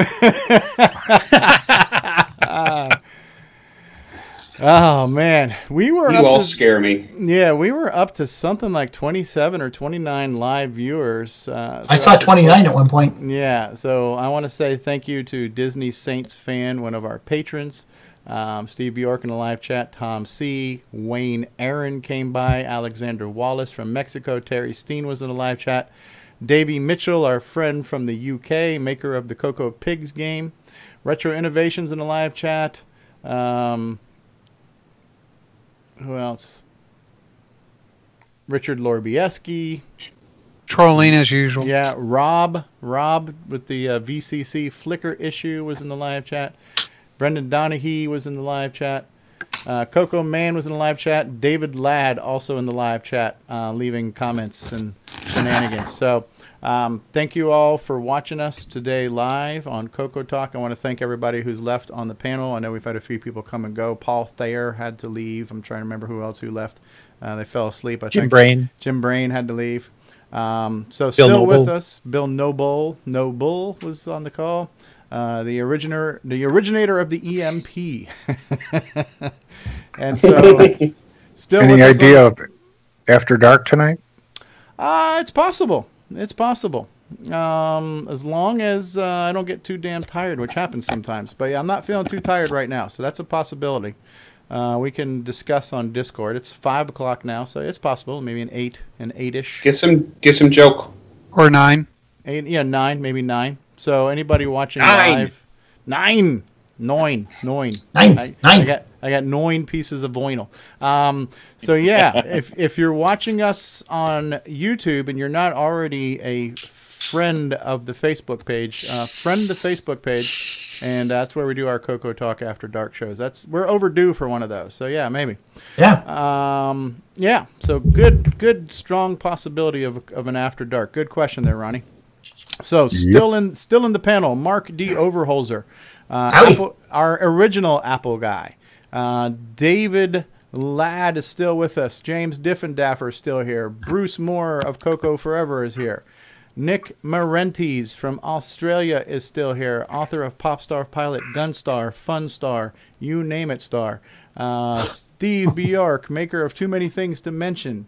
And Terry Steen, also maker of many things that we need to get a formal interview of in the near future. And Richard Lorbieski, maker of things that Jim fixes. Don't work. I'm sorry.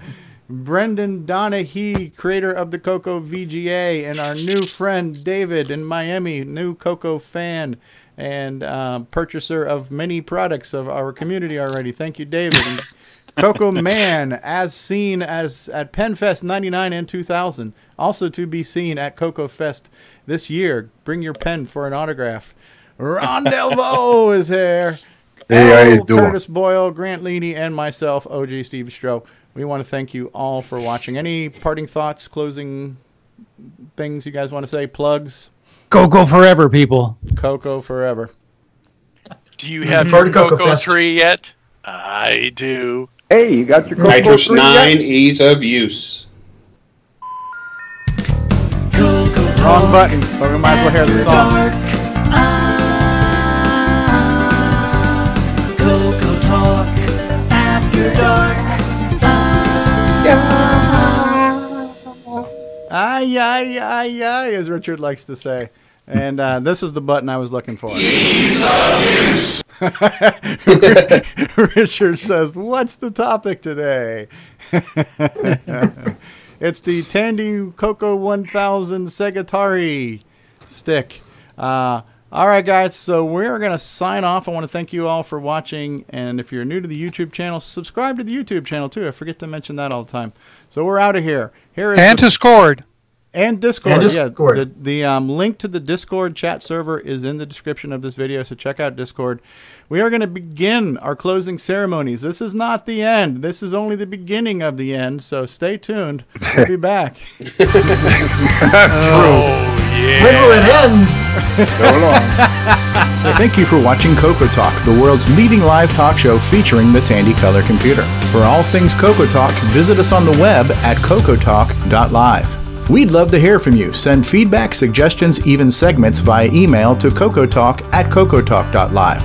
If you love the color computer like we do, then visit I'mACoconut.com for all your color computer needs. Consider supporting the show with a purchase of merchandise from our retro swag shop at 8bit256.com. If you'd like to become a patron of the show, then visit our Patreon site at patreon.com/OGStevieStro. CoCoTALK would not exist without the community and its cast and crew. Thanks go to Curtis Boyle, David Ladd, Mark Overholser, Grant Leighty, Bruce Moore, Rick Adams, Rom Delvaux, Richard Lorbieski, Jim Brain, Nick Marentes, Karen Anscombe, Simon Jonason, Wayne Campbell, Steve Batson, Brian Joyce, John Strong, and Barry Nelson. Special thanks to Steve Bjork for production suggestions and Brian Joyce for our Best of 2017 episode. Please help support the CoCo community by visiting some of its contributors. The CoCo Crew podcast at CoCoCrew.org. Glenside Color Computer Club, host of CoCoFest at GlensideCCC.com. Jim Brain and Retro Innovations at go4retro.com. Tandy Assembly at TandyAssembly.com. Cloud9 Technologies at cloud9tech.com. Boyson Technologies at BOYSONtech.com. Should we play a rap song for Richard? Sure, why not? High note. Yeah! Love that. Is Bruce already gone? No, Bruce is still here. The globe thing is like world national.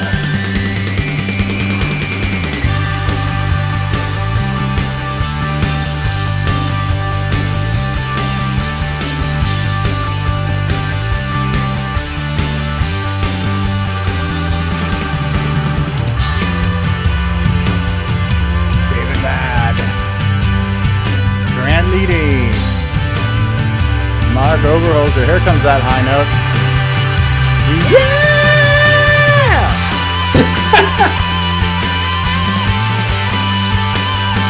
Brendan Donahue, our fashion model. Ron Delvaux! Yeah.